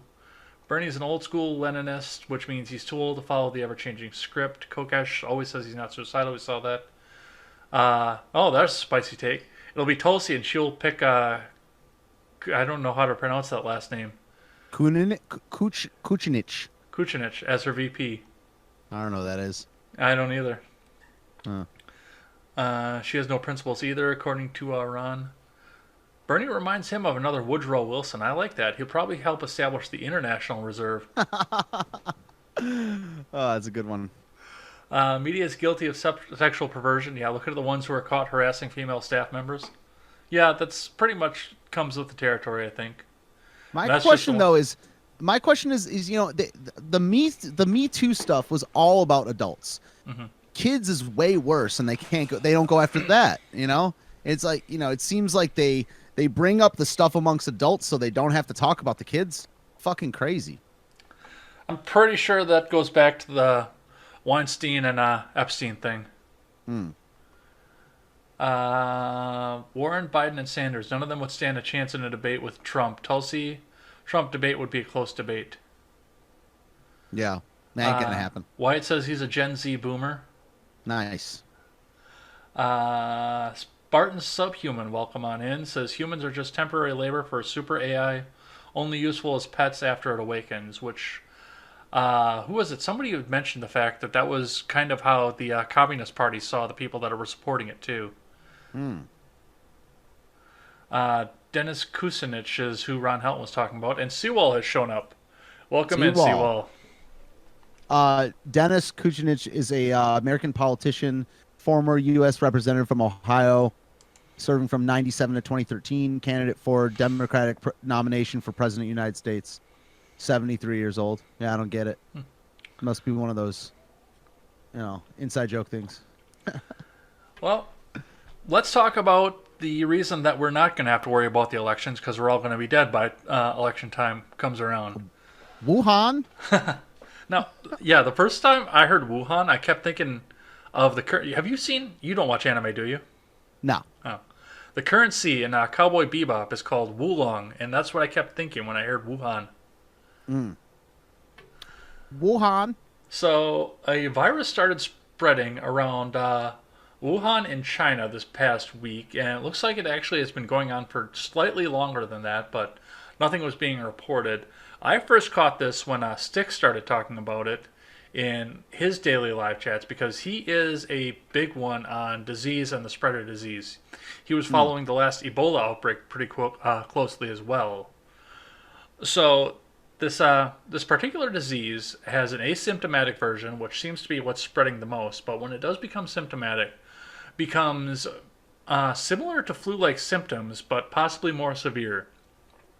I believe we are up to a 53-person death count right now, and we are in the thousands of people who have contracted this disease, which means it has been doubling pretty much every day since it started being reported on.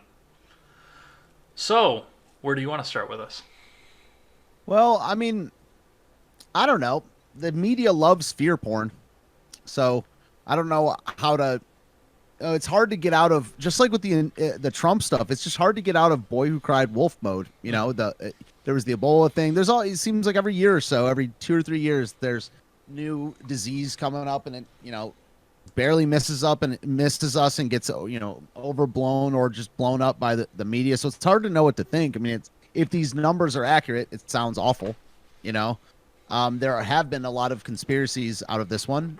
This virus had a patent, from the U.S. government. They're one of the biggest virus or whatever bio warfare research facilities in the world is in Wuhan.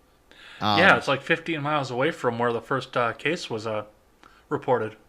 Yeah, so I mean, that's the thing about conspiracies. They're really fun. They're usually not based on bullshit, but without being higher up in whatever organization or being close to information, you don't know what to think. So it leaves you, either speculating or trusting the media. And I would recommend speculating over trusting the media. So I don't know. It sounds awful. And I don't know what to think about it. I mean, Ebola ended up being kind of a nothing burger, and they really played that hand hard.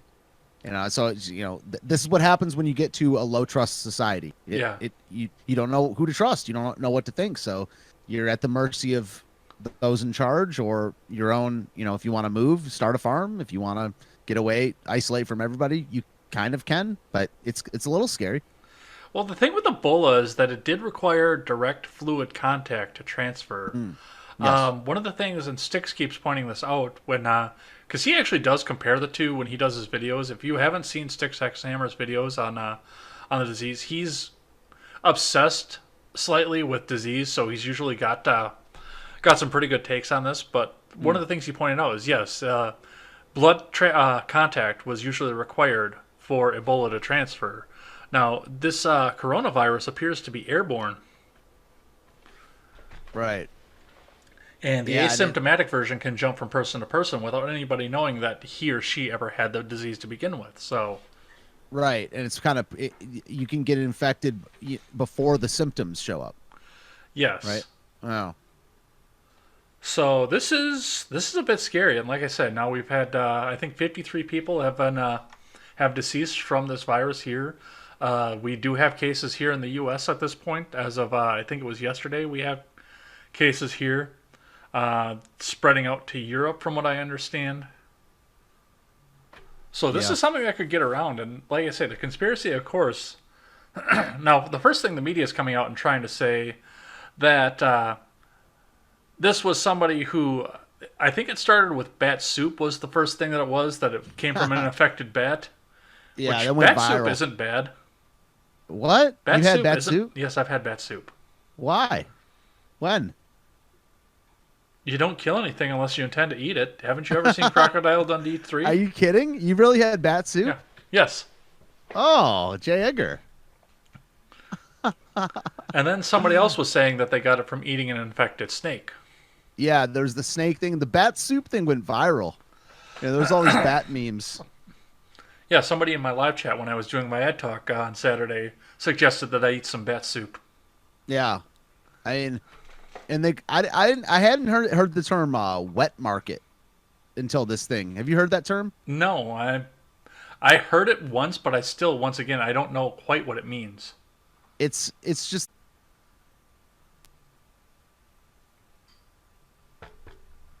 God damn it. God, I'm so pissed with this. your They had internet this. It's the internet provider, and they had it fixed for a while. All right, it looks like we are back up everywhere. If somebody on DLive can confirm that we are back up over there, I know I can probably hit the refresh here, and we'll have We're Twitch good. back up. Do we have Yeah, we're DLive good on back DLive. up? Yep, we're back up. Yeah. Oh, we got a Yamafago in the chat. Yeah, we did. That's why I wanted to pop in here. Reflections of My Liberty. favorite bundle of sticks. Absolutely. Banana. We're good. Is YouTube back up, or do we have to put the link back out? YouTube. 1 second. Oops. Shit. And I don't know. The old video ended on YouTube, Okay. but let me see if you're. We're up again. Yep, Okay. we're good. All right. We are back. As you were. We are back. I apologize for the technical difficulties. As I was saying while we were waiting to reconnect everything, it does look like, I know that Spectrum had this fixed at one point, but now it seems like I went for weeks without having this happen again, and now it seems to be doing it again. So I'll have to thread some things together after we get back, get this back through. So we were talking about the wet market, I think, when everything went down. So Yeah, I mean, I was just saying that it's the same place that it's where they'll be selling live animals for you to take for whatever reason, whether it be pets or food or whatever, along with cuts of meat right next to it. So there's some pictures of snake meat hanging, and then dogs in cages right next to it. I think that's what's called a wet market. I was like, oh, sounds wet. sounds odd. Absolutely. Yeah. Yeah. But anyway, I mean, it's kind of scary. I mean, I'm at such a massive distrust level with the media and the government. To me, the conspiracy worldview is, way more, it ends up being more accurate than the mainstream worldview. So that's my worldview most of the time. So I don't know what to think.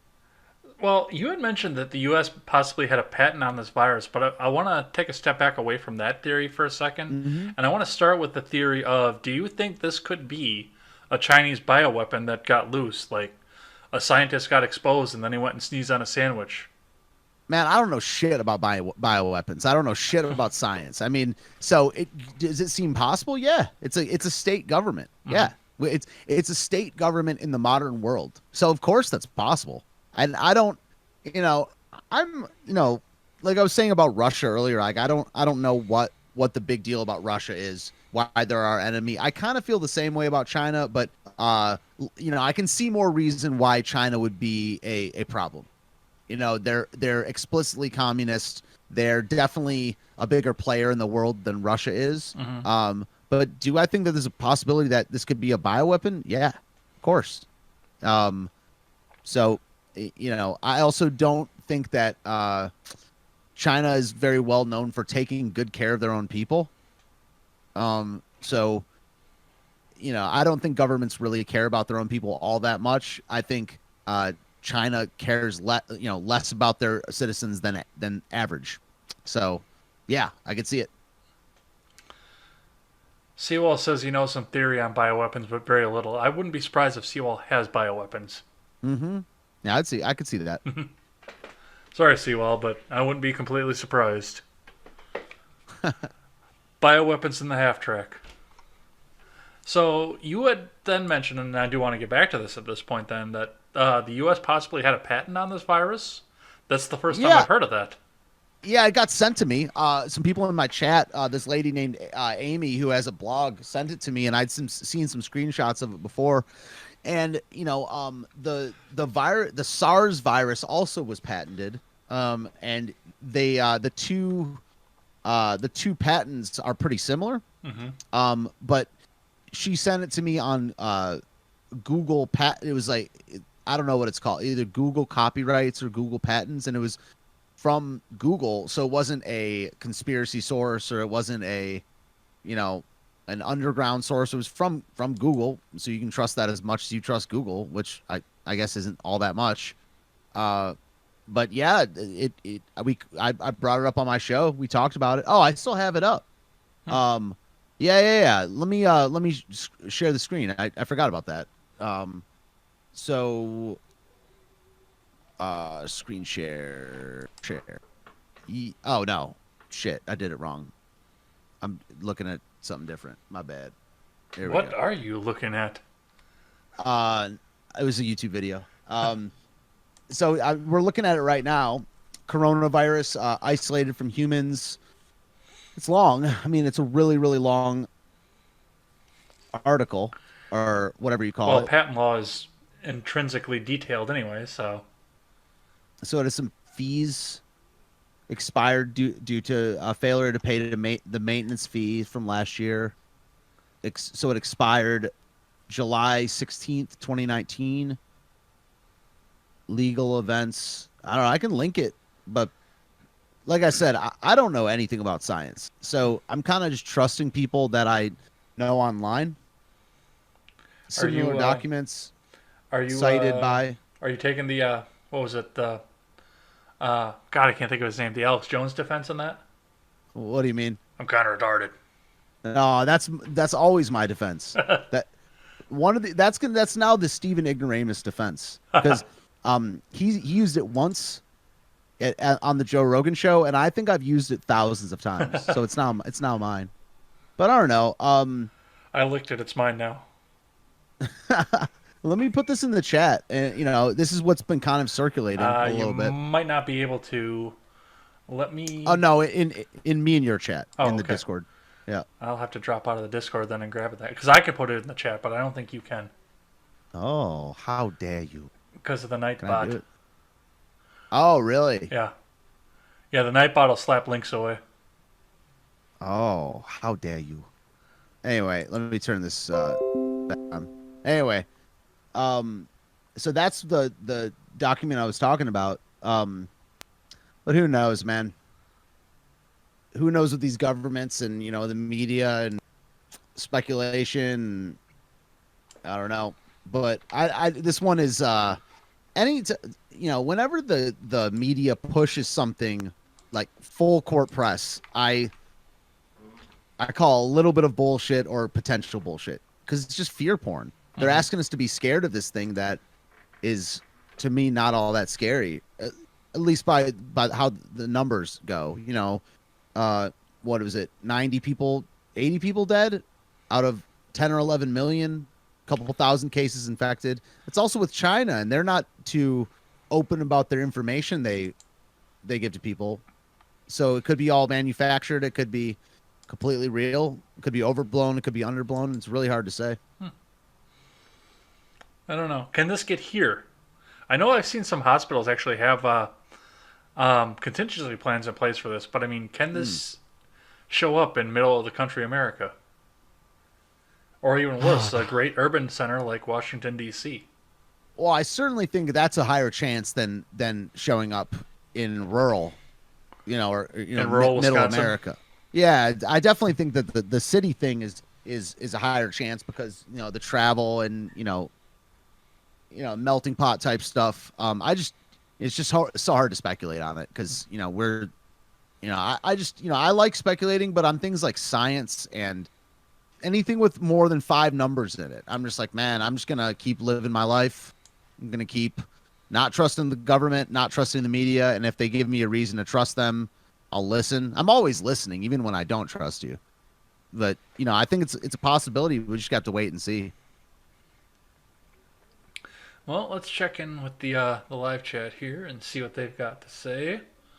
As you mentioned before we got knocked off of here, it looks like we were joined by, of course, we were joined by Seawall. He showed up right in the middle of the topics, but it looks like John has come over from the generational gap. So, generational gap is over. Welcome on in, John. Did you bring your favorite boomer with you, or? Dennis endured Tulsi, and he's also anti-war. Seawall says he has a P100 full painter's mask, 4mm nitrile gloves, and a Tychem suit and Gorilla Tape. So he's all set. One of the doctors who's treating the first patient in China has died. He was in his early 60s. People who get the virus can go for days and not know they're infected, which is scary because, yes, like I say, it's transmissible when it has no symptoms to it. So what is it, like 4% death rate, and we're supposed to be scared? Well, if it jumps up as quick as it's been going, possibly. I mean, it's doubling every day, so 4% of a million is a bunch of people. Yeah. Youngest person died from it is 36, just another virus. It was very dangerous. It would be very young people. Apparently, you can trust Seawall. That's what he said in the chat. Cool. All right, Seawall. Reflections of Liberty put a bundle of sticks up in the chat. Yeah, that's for Yamafago. I knew that. Oh. I figured that. Think less Ebola and more Spanish flu. Cool. U.S., Sounds Canada, like a good Hong time. Kong, Singapore. Apparently, roll my fort save now. I don't know what that means. The archery, though. Oh, yeah, that's right. The archery chat that we had in,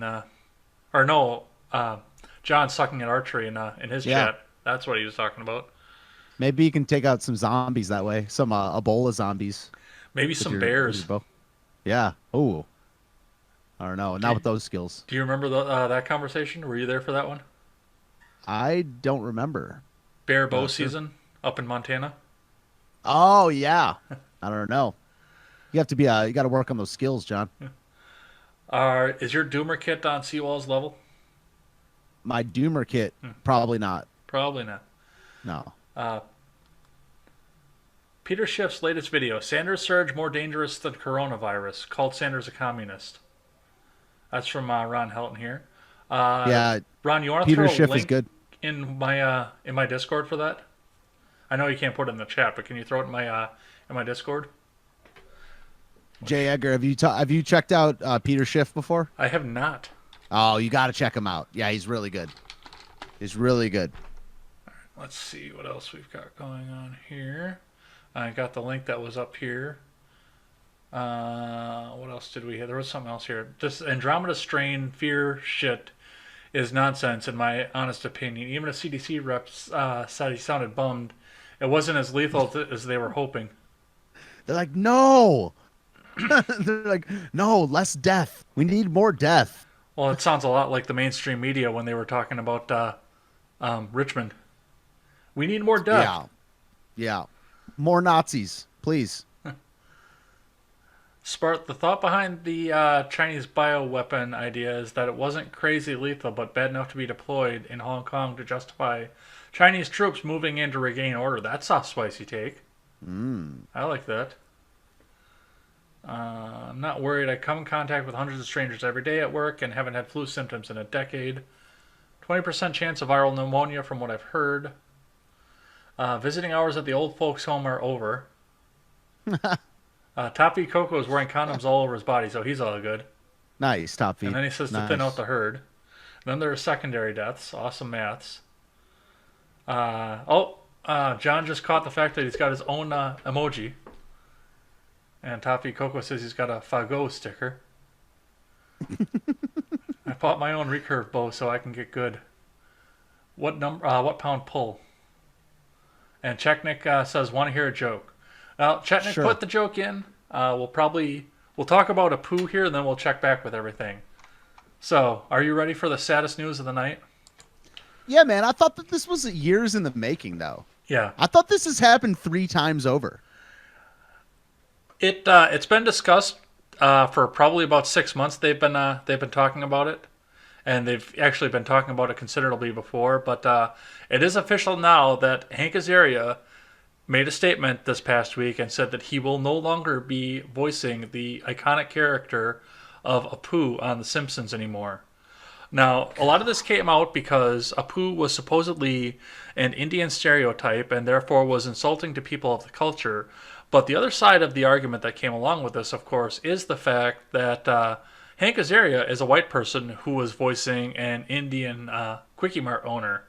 Mm-hmm. So, did you see any of this? I mean, no, like I said a second ago, I thought this had happened. I remember this being in the talks basically once a year for 3 years. And I don't know what made it actually happen now, but dude, this society's cocked, man. Everyone knows that racial humor is like the best humor.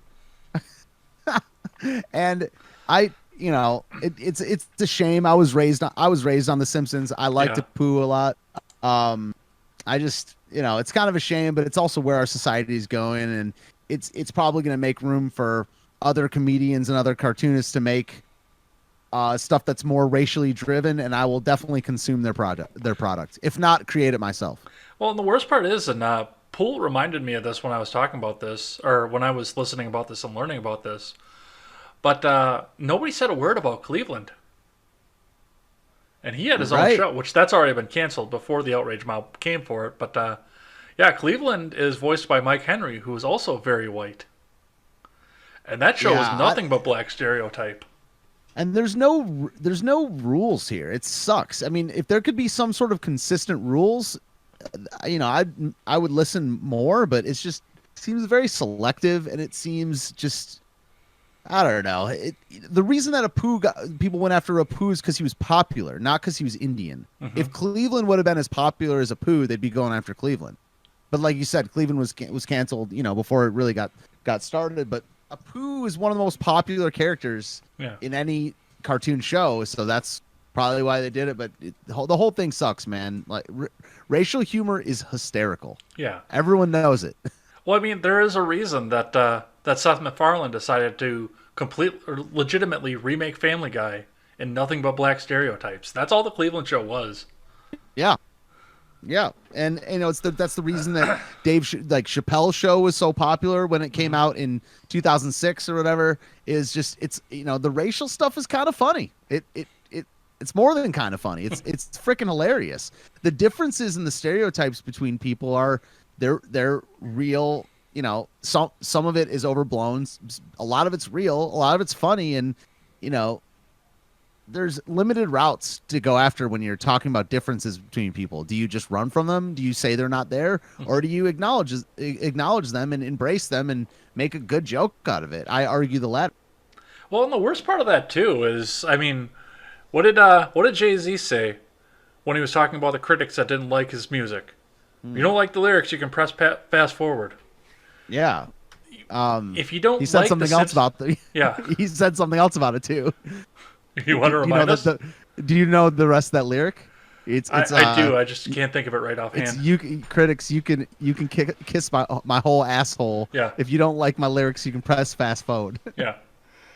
Anyway, I knew the whole lyric. I just didn't know which direction you were going on that one. But yeah. That's and that's just it. I mean, these people that are making the outrage culture, that are doing things like kicking Apu off the air, are trying to make the culture adjust to them when they can just turn the fucking TV off. Yeah. I mean, Simpsons got to the point that they were so leftist I couldn't stand them anymore. I didn't demand that Matt Groening change the Simpsons back, so it was what I want. I just stopped watching. Yep. Seems like a good call. Or start your own thing, or I don't know. It's I think Matt Groening was he took a little ride on the Lolita Express. Do you know about that? I may have heard something about that. He was mentioned in Epstein's thing. Oh, that's right, because you went through with the entire list. I did. I went through the unredacted list too. We had the redacted one on air, and then someone just randomly sent it to me. Some random dude from Discord sent me the unredacted one. Mm-hmm. I was like, "Are you a Fed?" Yeah, I was watching that. Yeah, when you did that. Yeah, are you a Fed, bro? Am I gonna get I'm not suicidal, nor will I ever be. Put it in writing. But we won't go there on myself, but there's a reason we're having a charity for that in a couple months. So, that's the one on your birthday or whatever? well, actually, I'm going to do it on the 2nd now, not on my birthday, Okay. because my birthday is on a Thursday, and who's going to watch for 24 hours on a Thursday? So we're going to move that to Saturday. Saturday the 2nd? Yep. Or Saturday the 4th, you should say. April? May. Oh, okay. I'm kind of retarded. Yeah, May the 2nd. Cool.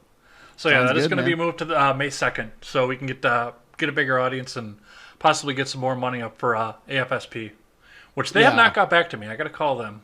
I think I'll get up in the morning and call them because I can't go and pick up my paperwork. Yeah, there's the apartment building I live in right now.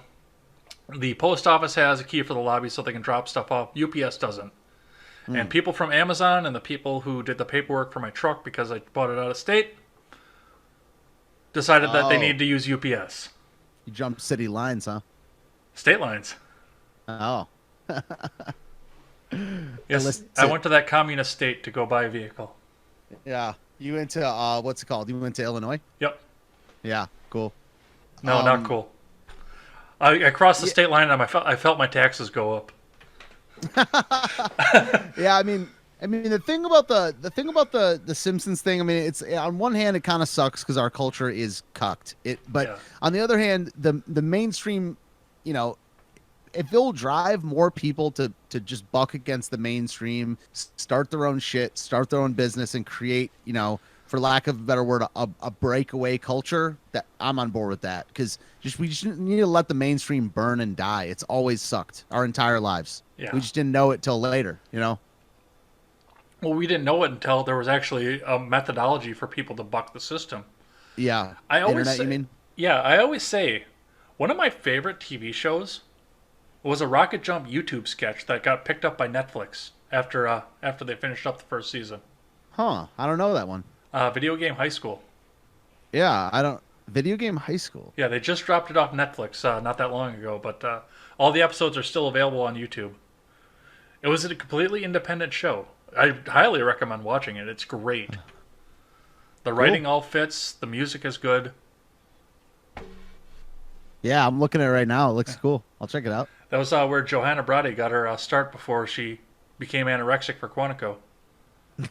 She used to be kind of thick. Thick with 15 C's. Maybe not 15, but definitely 4. 4 or 5, yeah. Wow. We'll see what happens with the Apu thing. I mean, I guess we don't have to see what happens. It happened. But I am such a fan of racial humor, and I want it to come back, or I'll just start my own comedy thing where it'll be all racial, all risque or whatever. Yeah. All right. Well, we're gonna check the live chat one more time here, so get your comments in, and I'm actually gonna open up D Live right now. So if you hear an echo for a second, that's because I didn't get it muted in time. But we're gonna pop that chest because I've had enough people watching on D Live that they deserve to get those motherfucking lino. So let's get on to D Live here. It's modern day reparations. Absolutely. I've enslaved you by making you watch this show. You need your reparations. You can just see my laptop bogging down trying to do this. Oh. Alright, let's get on to our channel here. My channel. Actually, it might be muted because I was watching you. Yeah, it's muted. So, let's pop that chest. Get the dance party going. Chest rewards will distribute in 28 seconds. So, all you guys who decided to watch this over on DLive, thank you for that, and enjoy your line out here as we go. We'll check in with the live chat while that is doing that. Chechnik says, what a blind man does on a ship. He was waiting for a bus. I don't get it. I don't get it either. Yeah. No rim shot for that. I need to get a sounder board. Blind man does on a ship. He's Yeah, that one didn't land with me. Sorry. Right. Well, looks like it's all done. Reflection is Liberty, and Stephen Ignoramus got were the top chatters for this and got the most rewards. So yes, thank you for that. I'm going to cut this window down because it's bogging my laptop down. And we'll go back on to checking with the live chat here. You get the shift link. I dropped in general. I'm using Discord for the call, so I can't check that right now. John does a decent Apu impression. You can't do that anymore because you're a white guy and you can't do an Apu impression. John's not white. He's Irish. Yeah, I guess there was a difference back in the day. That's right. Coffee Coco says R.I.P. Simpsons. Did Seawall take off? Ron Helton said bye Seawall, but I don't see him saying he was taking... Oh, no, there is. He went off to bed. Sorry bye, about Seawall. that. The episodes of Peter being descended from slaves was hilarious. Turn off the TV. That would be too easy. I like that. Right. John says, I'm sad to hear about Steven's impending suicide. Me too. Ron Helton says, dang it, I've grown to like Steven. That is so sad. Nice, Ron. We need an underground culture like they had in the 60s. We almost have that now with YouTube if they don't crush it. Well, we still have DLive and Twitch. Keep that in mind. Dude, we need to bring back in real life, yo. That's what we got to do. We got to, even though I know that it's really easy to stream, it's really easy to chill in a live chat. I enjoy it too, but we got to bring back the in real life stuff. That's part of that's what, obviously the people in the 60s did not have the internet, but we don't have the in real life stuff like them. So we got to merge the two. I mean, I'm down for underground stuff. That's how we got speakeasies, and I love 20s music, so... Yeah, definitely. Yes. Ron Helton says, I mainly watch regular TV for the old movies and TV serials. The new stuff is mostly garbage. Yeah. And that is going to be the end of the live chat for the night. Thanks, everybody, for watching here. We'll go check in and shout out the important people that talked tonight here in just a second here, but... We've got to finish out the show over on our side. So the last question I always ask the guest is, tell us about a hobby that you have that has nothing to do with work or politics. Checked. Oh, go ahead. You're already prepared. That's fine. I mean, I always bring up the music thing. I mean, my life is almost all work and politics because I try to monetize my music. I teach music. But these days, like I said earlier, I'm just trying to bring back the in real life thing. So I'm trying to start a band soon. I'm trying to perform more. I guess that is not exactly work, but it's not exactly politics, or I don't, the lines are kind of blurred. But basically, the music thing is, that's I will always have a link to the leftist culture because I'm a musician. I got a lot of friends that are on the left and are artists and stuff like that, and that's okay. We can stop talking about these things for. Whether it's 15 minutes, play a couple songs, or for a week and a half and do a bunch of concerts. But, the music thing keeps me grounded and, making art with my friends and making people happy and teaching kids how to play music and make their people happy is, what I do when I'm not doing stuff in front of the mic. So that's good. Well, a wise man named Mark Knopfler said once, that ain't working. That's the way you do it. That's a deep cut, man. You're old school. And I want to thank everybody for coming and checking us out and having the conversation with us out in the live chat. Seawall, Wyatt, John. John didn't bring his co-host. Top Feed Coco for coming in. All the new guys that popped in, thanks for popping in over here, and everybody that came over from Steven's channel as well. Thanks for coming in as well. If you want to finish the conversation with me, the best place to find me is going to be over on Twitter. That is at @asblogtwitter with a 1 in place of the I. Or the Discord link that I dropped in the chat earlier. If you're not in there already, hop on in over there and check us out over there and finish the conversation. If you want to finish the conversation with our guest, I've got links in the description below. But Steven, why don't you tell us where they can find you? Well, you can find me on most platforms that you stream from. I'm over there on Twitter at Ignoramus Steve. I'm on Instagram at Steven_Ignoramus, mostly memes and things like that. But yeah, I stream to YouTube. I upload to BitChute. You can find me and Jadger and Iamafago over at freedomscoop.com. Our stuff uploads over there. You can find me on podcast platforms with my podcast Call Me Ignorant. But I stream almost every day, and especially Wednesday nights you can catch my concerts called the Know Nothing Party. And that's where you see me kind of work the guitar, work the microphone, work the drums, all that stuff. But I am, you type in Steven Ignoramus to most places, my face and name will come up. You can check him out over there. Check out the Know Nothing Party especially. That's recommended. I never catch it live, but I always catch it back on the replay there. Nice. And of course, if you want, or if you're just joining us now, you didn't catch the whole show, you can catch this back on demand. That's over on YouTube, or you can catch it over on bitchute.com as well. Or you can check this out over on the audio platforms. We are, once again, on iTunes, Stitcher, and Google Play. Leave us that 5-star rating and a good review. That helps us move up the charts. And you can catch Call Me Ignorant over on all those platforms, too. You have more for audio, don't you? No, I'm actually pretty limited on audio. I'm just Google Play, Spotify, Apple. That's it. But check him out over there. And, of course, once again, if you're on iTunes, leave that 5-star rating and a good review. That helps him move up the charts. Ed's World is proudly partnered once again with the Freedom Scoop Media Group, along with the Daily Ignoramus as well. So check us out over there. Check out the Generational Gap and check us out for updates, because we do have a new show that's going to be coming up here in the near future. As we always say on this show, never take the words of bloggers, podcasters, or journalists as gospel. Find all the facts and draw your own conclusions. Stephen, why don't you give us a last word? Be kind to each other. And don't lie. Lying sucks. I think the world would be a lot better if people just told the truth and simplified things to the level of truth. And I don't want to, I would maybe say facts, but just tell the truth. It makes the world a lot better. And if you get the spin as much as you can out of your life, things will work out. I hope. So